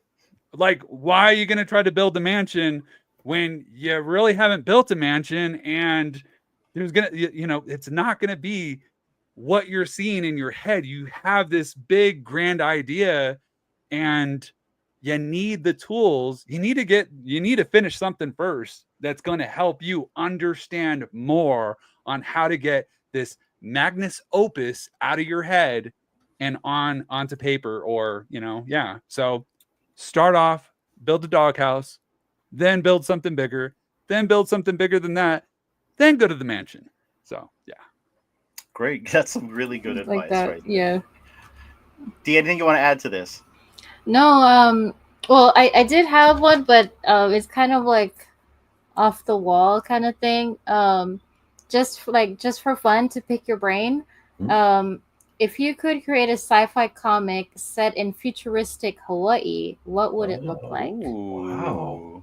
Oh, I kind of like, to me, it's like, I don't want to, Hawaii's so beautiful the way it is. I don't want to see it all futurized. I don't know. It's getting there, but it's getting here, Scott. Yeah, I'm sure. It's been a while. So I've been to Hawaii 3 times, but it's been nice. It's been probably, I want to say, maybe 8 years since I went. Last time I went to the Big Island, and I've been to, I think that's where we're on. That's where we're from. On the Big Island. That was the last time I was on the Big Island. I've been to Oahu, and I think Maui was the other one, although I was younger, so I don't remember exactly which island it was. But I know I've been to 3 different islands. But yeah, I love Hawaii. I would love to get back there. So yeah, I mean, I think I just think there's so much culture there in Hawaii that I think that's kind of like what I'm doing, like with merging hip hop and giant robots and mechs for my next comic. It would be something like that, where you would have, there's had to be some sort of obviously future element, but you gotta somehow infuse kind of just the culture. It could be, I don't know. I mean, we have like a Silver Surfer. I mean, maybe something with surf culture and like futurism or something like that that's different from Silver Surfer. I don't know. That's kind of where I'm going to now, but I have to continue thinking. It could be something, if it's just sci-fi, it has to be in the future. I mean, another big thing is like when I went to the Big Island was, we took the helicopter over the volcano and everything.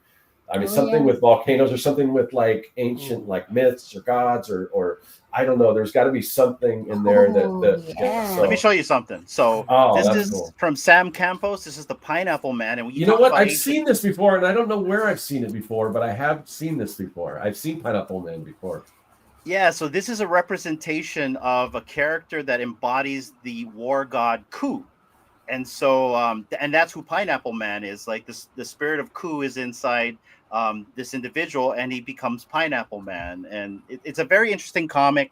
They also have other comics called like Almakua, which is kind of like your spirit guides, but they're the Avengers instead. And so it's pretty neat though. So, but I had to pull this up when you started talking about like cool.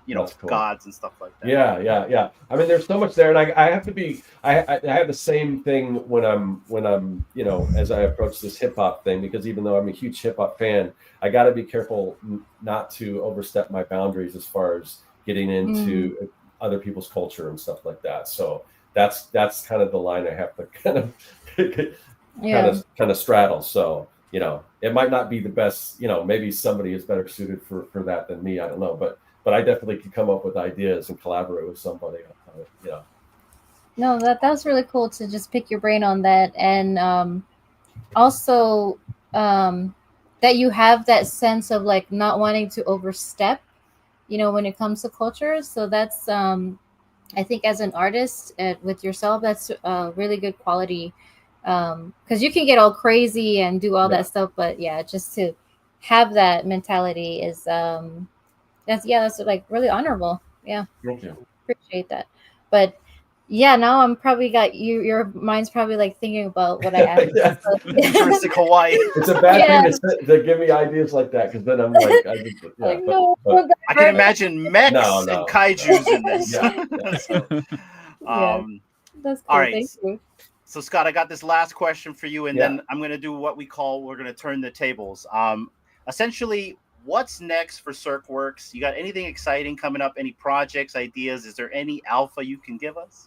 Yeah, well, the next project, it's tentatively, I don't think I'm going to change it because I like the name, but it's going to be called Hippoptimus Rhyme, and that's the book with giant kaijus, and I mean, I've got so many great ideas for it already. Cool. Now, this is, like I said, it'll be a while before this becomes a comic, but I do want to involve people in the process as I'm creating it.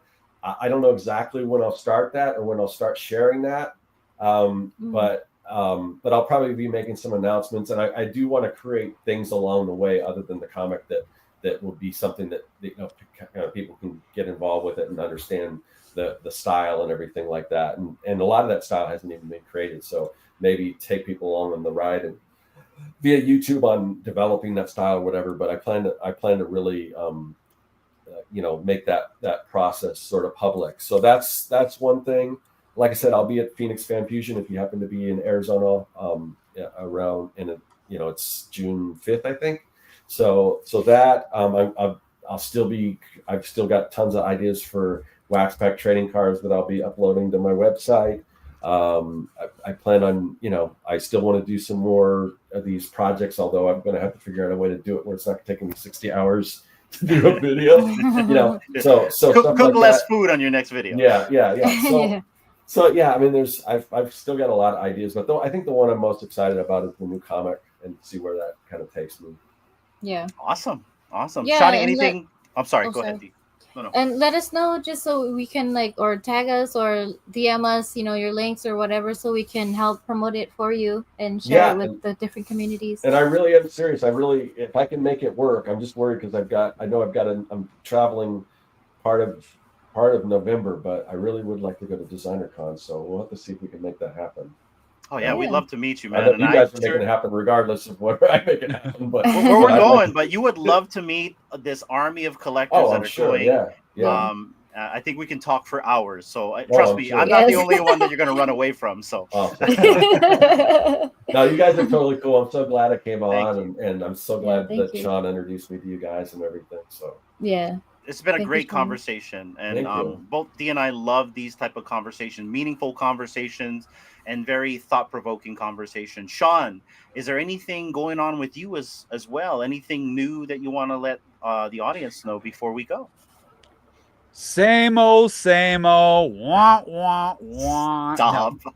No, Sean Sauter, aka Shawnee Poo, is still plugging away at his children's book. I'm getting there. Just to, we can give an update. Sean is currently on chapter 17 of 21. Nice. Woo! Getting there. Yes. And as you guys heard with my question to Scott earlier about, hey man, have you ever messed up and had to reformat or rearrange how it's presenting? Yes, I had to do that, and to be quite honest, as much as it put way more time, or I should say it took away time from me, I am so thankful that I took the time to go back and reevaluate, reposition, reformat, and add an illustration right here, take a one away from here. I'm so thankful for it because it is reading. It is flowing. I just can't wait. Sean Sauter, aka Shawnee Poo. I can't wait. I can't wait to get it done. I can't wait to just shout out to the world that I am finished, and I just can't wait. I'm really excited, and yeah. And also, thank you, Dee and Hanano, for bringing Scott on. Scott had his Kickstarter recently come up. He had his last issue, and it was good. He was putting a trade paperback all together for it. And when it came out, I was like, oh my gosh, I wish I would have knew. And I saw what he did, he had a perk on there that I just wanted to shout to all of you guys. He had a limited time perk that I believe there was only 10 or 20 of them. But there were 10 to begin with, and then at the end of the campaign, I did another 10. So what he did was the first people, like, he did sketch cards. He was going to do sketch cards that he is going to do, and he did them for what, $5 or $10? Yeah, $5 sketch cards, and I did them live. There's videos of me drawing them live. So, yeah, so that was fun. Yeah, that was kind of like the ultimate deal, you know, because typically I'm not going to charge $5 for a sketch card, but it did get people in the campaign. And you know, I made a mistake because I thought I set it up for late backers, but I must have messed up because I don't think you can back it anymore. But Kickstarter recently integrated something where you could have like late pledges after the campaign ended. And I thought I set it up, but I can't figure out how to back it. So you'll have to wait till it comes out on my website, I guess. That's cool. But seeing him have that perk on there, I was like, I jumped all over it. Shawnee Poo got his. Yeah. But I wanted to tell everybody. I was like thinking of Dee and Hanano. I was thinking of Ronnie. I was thinking of everybody. I was like, I know I would jump all over this, like, for a sketch card. And his sketches are amazing. One of them, a live stream that he recently did, he did a Stay Puft Marshmallow Man zombified. Yeah. So amazing. Yeah. And yeah, like, just seeing that he had a project going on right here, right now, I was like, gosh, I've been wanting to introduce more of my artist friends to this digital community, and I wish I would have known, but it was like, okay, let's contact Dee and Hanano, because like, I want to start sharing more of my friends. I've got some friends. I've got Shawnee Poo's got some friends. But anyways, I just Shawnee Poo has family over here. Yes, I do.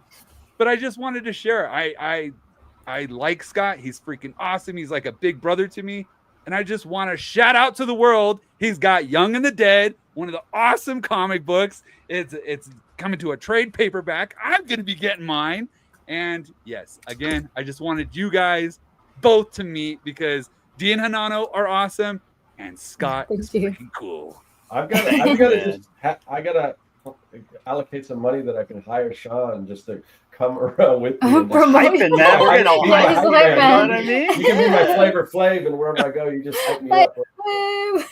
I would have really jumped on that, because like, I'm one of those guys where it's like, oh, you're gonna make a sketch card? Well, I'd probably ask you to make like the most wildest thing. Like, can you draw me the Thunder Road? I did put some limits on it. You know what I mean? Draw me the Thunder Road from Explorers. Could you do that? You know what I mean? Like, yeah, I usually put so my limit on the sketch cards was just head sketches, but it had to be something 80s, and it had to be a zombified. And then I did the same thing with Thunder Road. With the sketch covers. It was just had to be one character and something 80s zombified. So I usually put some stipulation on it, because I've had people like, oh, can you draw a team of superheroes, and like do all this stuff, and like yeah, I just did Free Comic Book Day, and I usually don't do a whole lot of commissions, but when I do Free Comic Book Day, I always do commissions, and I get some crazy ideas pitched to me. Oh yeah. Well, that would probably be me. So now, Scott, this is the time of the show where we turn the tables on us, and we let you ask us a question. Yeah. Okay. Anything that you want to ask us, now's the time. Okay. So, collecting wise, and aside from, you already mentioned you're a big fan of Star Trek. What's your biggest thing that you like to collect? Because just as somebody that, I'm sure your audience already probably knows all this, but I'm new to this. So both Dee and Hanano, what's your biggest thing you like to collect? So I'm a comic collector. I've always been a comic book collector. Ever since my grandpa gave me my first shoebox of comics, to the story I told you about the newspaper cutouts, to drawing it in high school. But I really started collecting comics in the 90s when Image Comics came out. I collected Youngblood, Spawn, Savage Dragon, Shadowhawk, and I really collected those stories because the stories were different. And what I loved about the stories, and I'm more of a guy that likes grounded stories that kind of brings in real life to the storytelling. Like Savage Dragon, there was he had memory loss and he had to deal with that. And so what happens when an alien has memory loss and also is trying to live on planet Earth with humans, right? I love that dynamic. Or Shadowhawk, who had AIDS, and you had to really see that character develop through AIDS and succumb to the disease through halfway through the book, right? And so like comics have always been like my favorite. It's the whole funny idea, like, oh yeah, comic books are easy to collect, they're flat, but the problem with that is then you can get more. So behind me I have 20 short boxes along with a bunch in the garage. So yeah, comics is like I'm not so for comics. I have some collectibles here, like I collect those. Now if it's like a regular physical collectible, I'm in the spaceships. Like I've got like every single spaceship. There's a BC 301 from Stargate. I've got the Serenity from Firefly. So I'm big on that. If it's a car, we're talking DeLorean, right? And I have a DeLorean everywhere around me, so I got one right up there. So I got one back here. You see what I mean? So mainly comic books. Now if we're talking like IP, it's Star Trek or Battlestar Galactica. I love it. Now, are you both original and the 2000s reboot, or are you just 2000s reboot, or what are you? So basically, it's the Ronald D. Moore, and here's the reason why. The 2003 reboot is that TV show really was a big part of our development in our relationship. So when my wife first met me, Scott, we wouldn't go out on Fridays because here in the States, it'd be Sci-Fi Friday. You'd have Stargate SG-1, Atlantis, and then you'd have Battlestar Galactica. And so it was a weird thing for her to be like, we're not going out on Fridays? No. Throughout the whole season of Sci-Fi Friday, we would never go out. And that's how she got into sci-fi, was through watching Battlestar Galactica. And what really I think sold her is I showed her it was episode 3, season 3, where you could really see what this ragtag team really could do. Because in reality, people look at Battlestar and like, oh, it's just about a spaceship and it's just about aliens, and it's not. There's no aliens in it in the reboot, really. Yeah, it's really about people. The whole show is about the characters, and what people don't realize is that ship is a character. It's a part of it's the most important character in the entire TV series. And so D and I we used to spend our Friday nights watching Battlestar Galactica, Stargate. We would like we would like cook, and we'd invite people over. We would have like Battlestar Galactica nights, and our friends would know. We would never go out. D and Hina would not go out. We used to do that with Lost. Have the or Lost. Man. Even Lost, like when my friend was a grip, I went to a wrap-up party for season 2. I got to meet all those guys. Terry O'Quinn is an awesome actor. He was like one of the favorite guys I got to talk story with. Really cool. But even Lost, I enjoyed that too, because it was filmed here. It was the Honolulu Symphony that did all the scoring for Michael Giacchino. So I'm big on all that stuff. I hope that answers your question. I want to know Dee's answer too, but I just wanted to comment on a couple of things. Like we used to do the Lost parties, and like we would make like I'd make like remember the fish cookies that they gave feeding the polar bear? I made those, and then the fish biscuits. The fish biscuit. And when the season wrapped, I forgot the name of that really expensive alcohol that the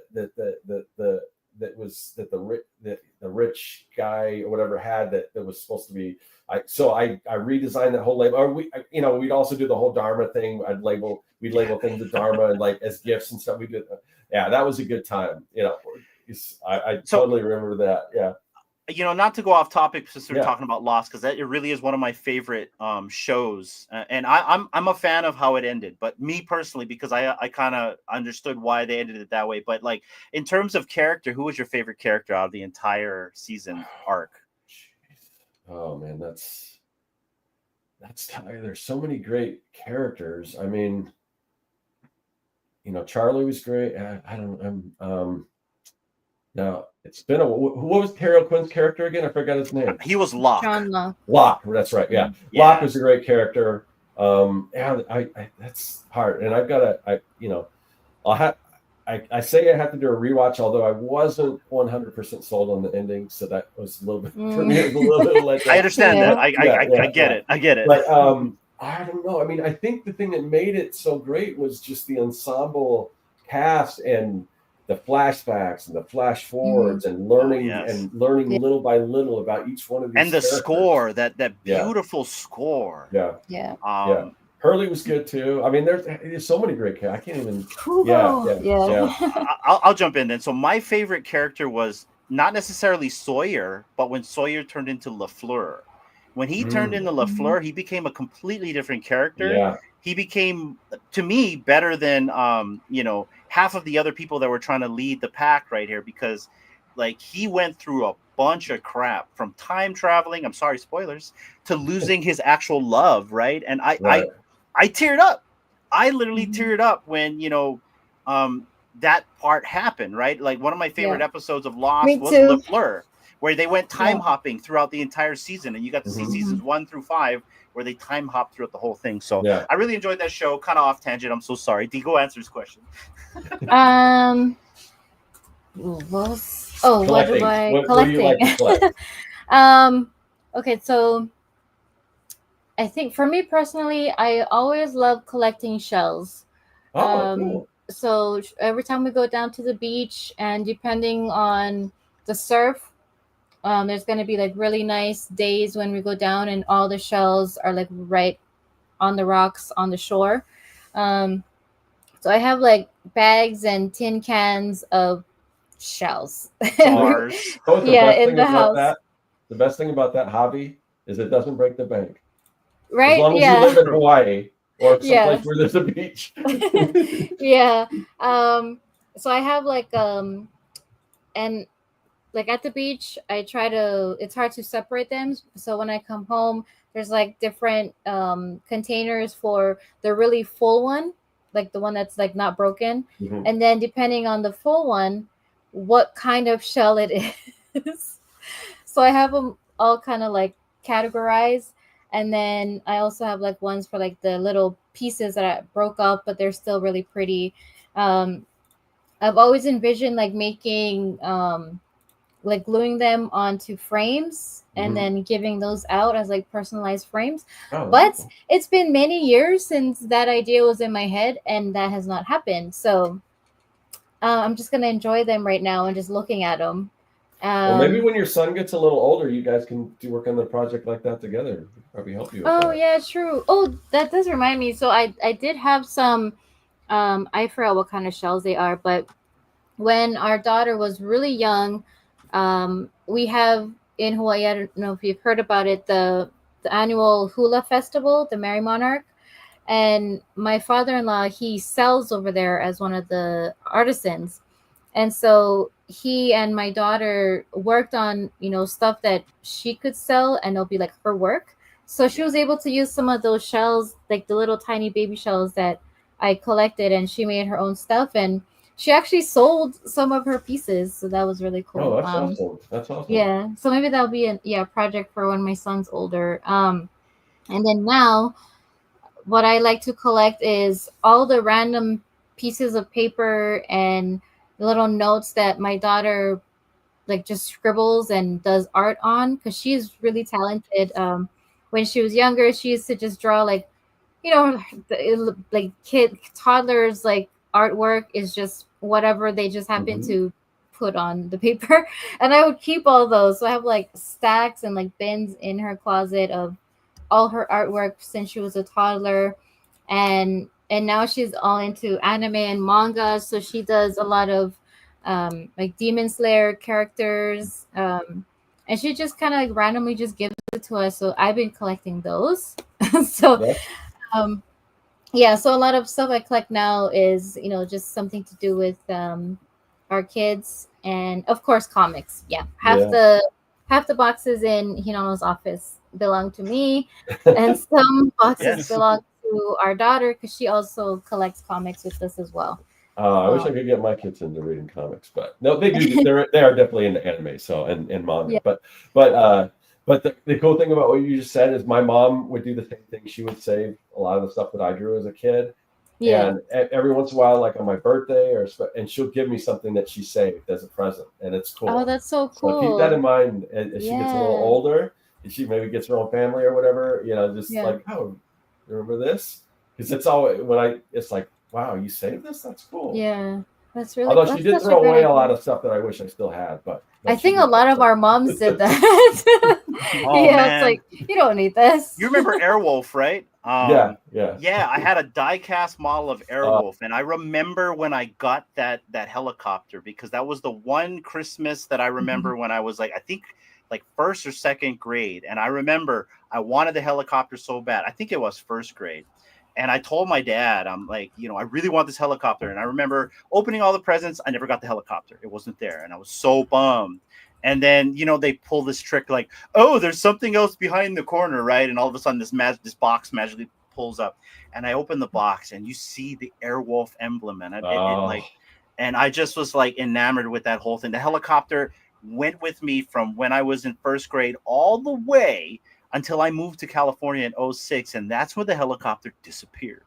And I was so upset when I came back. I'm like, where's my helicopter? What helicopter? You know exactly what helicopter. You know what I mean? The one helicopter I've had since I was young, where is it? Along with half my comic book stack. Where did it go? It went in the trash. It went in the trash. So my girlfriend would cringe at that story. She loves she used to fly helicopters, so she loves helicopters. Yeah. Yeah, Airwolf was a special thing for us. So, man, you guys, this has been an awesome conversation. I really appreciate you guys for hanging out. It's kind of like our 2-hour mark where we're going to kind of end it here. But, Scott, it's an open door policy here on any of these shows. We do 5 different diverse shows. If you ever want to be a part of the conversation for anything, if we're talking about comic books, collecting, or any of that sort, you're always welcome to come on, whether it's invitation or if you're in the chat and you just want to chat, or if you just want to interact in the chat, you're always welcome here. For sure. And like I said, hopefully we get a chance to meet up in person. This is, I really do. I mean, I've always wanted to go to Designer Con, and it sounds like now it's even, there's even more of an incentive to go. So, yeah. We're gonna have a great time, guys. I want to remind everyone about the giveaway. I'm going to show you guys right now what you guys are going to be getting. But before I do that, Scott, I don't know if you have a ETH wallet, but this has been created by one of our community members called Dave. His name is Davo, and this is a representation of myself, D, and then our daughter Punchline. And these are our favorite DC characters right here. I'm not wearing the hat, but usually that's the hat I'm always wearing. So one of our community members decided to make a representation of us in our favorite DC characters right here. So I want to give this to you and Sean. I don't know if you have this one as well, Sean, but I don't think you do, man. But I'm not too sure. Yeah. So we want to give you both a copy of this. Yeah, I don't think I have a. I mean, at one point I was going to set one up when I was doing my NFT thing, but I don't know if how I would get that, but it looks awesome. I love it. Well, if you have a wallet, we'll hold this for you, as well as this is also the Kid Arcade art that I was showing you about. And so this is a representation of Amazing Fantasy. But as Kid Arcade, I want to also give you one of these as well as you, Sean. These are exclusive art only from Kid Arcade himself. He's also in the chat. And he's also one of the artists that we collaborate with at DCon every year. So he'll be there as well for Vegas. So these 2 things we want to try to get to you somehow if you have a wallet.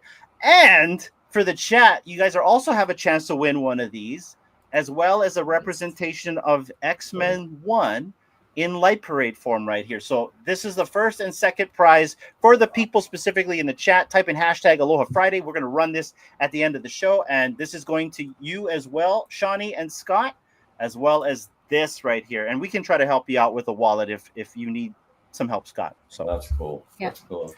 Yeah, I just did a Wonder Woman. If that's your favorite character, I just did a Wonder Woman commission for Free Comic Book Day. Her on a horse. It was pretty cool. Cool. Yeah. That's badass. Yeah, that is her favorite character, Scott. Yeah. So, but guys, that has been the show. Final words for you guys while I get the giveaway tool ready. We'll start with you, Sean, and then we'll work our way to Scott. Well, my name is Sean Sauter. I'm not even going to plug myself. I'm overjoyed. I'm thankful to have both of my good friends, Dee and Hanano, meet Scott for the first time. And the community, please look into Scott, look into what he's doing, follow him, keep on tabs with him. If you're going to Phoenix Fan Fusion, go look him up, find his booth, table, whatever. Go visit him. Password Shawnee Poo, and then do the whole or something. Just go meet Scott. He's really awesome. Pick up some of his stuff and support your local, local and indie independent creators. This is just super, super awesome. Thank you, Dee and Hanano, for making this happen. Of course. Yes, Of course. absolutely. Thank you, Shawnee. Scott, What final about you, words. Scott? Well, Inspiration thanks, to the audience. Thanks, Sean. I appreciate it. It's just cool meeting new people and everyone in the chat.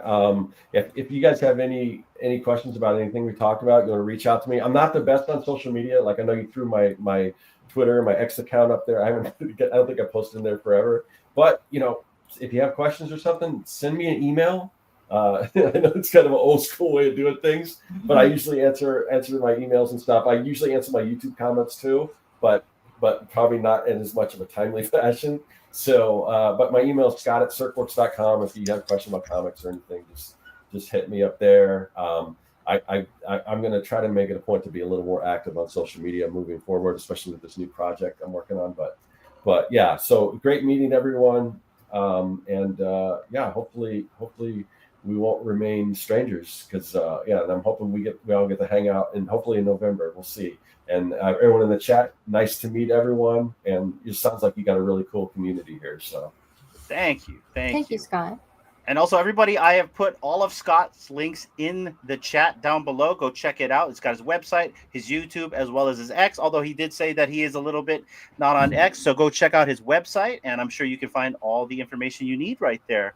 And with that being said, guys, we're going to run this giveaway. Good luck to everybody for the 2 winners. You get the Kid Arcade Light Parade of both Kid Arcade with the Amazing Fantasy 15, as well as the X-Men #1. Good luck, everybody, for the first winner of tonight, and may the juju be with you, as we like to say here. Good luck. Good luck. Good luck. Key Comics. Let's go. awesome. Let's Congrats. get it. Let's go. Shout out to you, Oh, Key. yeah. Big supporter of the channel, as well as a true media affiliate right here. And also, Scott, he is a comic LCS owner, but on a virtual side of things. Oh, awesome. So he does it mainly online. So congratulations to Key. And then the final winner of tonight for the Light Parade X-Men rendition. Good luck, everyone. Ronnie! Let's go, Ronnie. Let's go. Those hands are for you, Ronnie. Let's go. Congratulations, Ronnie, and congratulations to everybody. And Scott, once again, it's been a pleasure having you on, man. This has been this is one of my favorite shows out of the 5 shows that we do here is Aloha Friday, because I really like to get personal and to really get to know people on a personal level and to network in this space. So most definitely we have networked. You're not a stranger anymore. And, anything going on with you, please, at any time, feel free to reach out to Dee and myself. And we would love to try to perpetuate whatever you're doing to our community. Thank you, guys. Absolutely. Dee, close out the show. Yeah, first I just want to say thank you so much, Scott, for coming on and just opening our eyes to your art, what you do, your projects, and just chilling out and going back in time and just talking about all the stuff nostalgic to all of us on the panel and people in the chats. And yeah, it's been really great to meet you on screen. And if it works out, hopefully we can meet you in person later on this year. But yeah, thank you so much for coming on and for your time. And also want to thank you, Shawnee, for introducing us to Scott and helping, promote and get his creativity and his art out there for everyone to go and follow and also appreciate. And just also want to give a big thank you to all the people that are watching, listening, going back on the replay, and just being here, engaging and supporting as always. So hope everybody has a fantastic weekend. Happy Mother's Day to all the mothers out there. And whatever you're celebrating, just make sure you be kind to one another and support one another however you can. And yeah, hope everyone has a great day. And with that being said, guys, take care. We'll see you on the next one. Aloha. Aloha.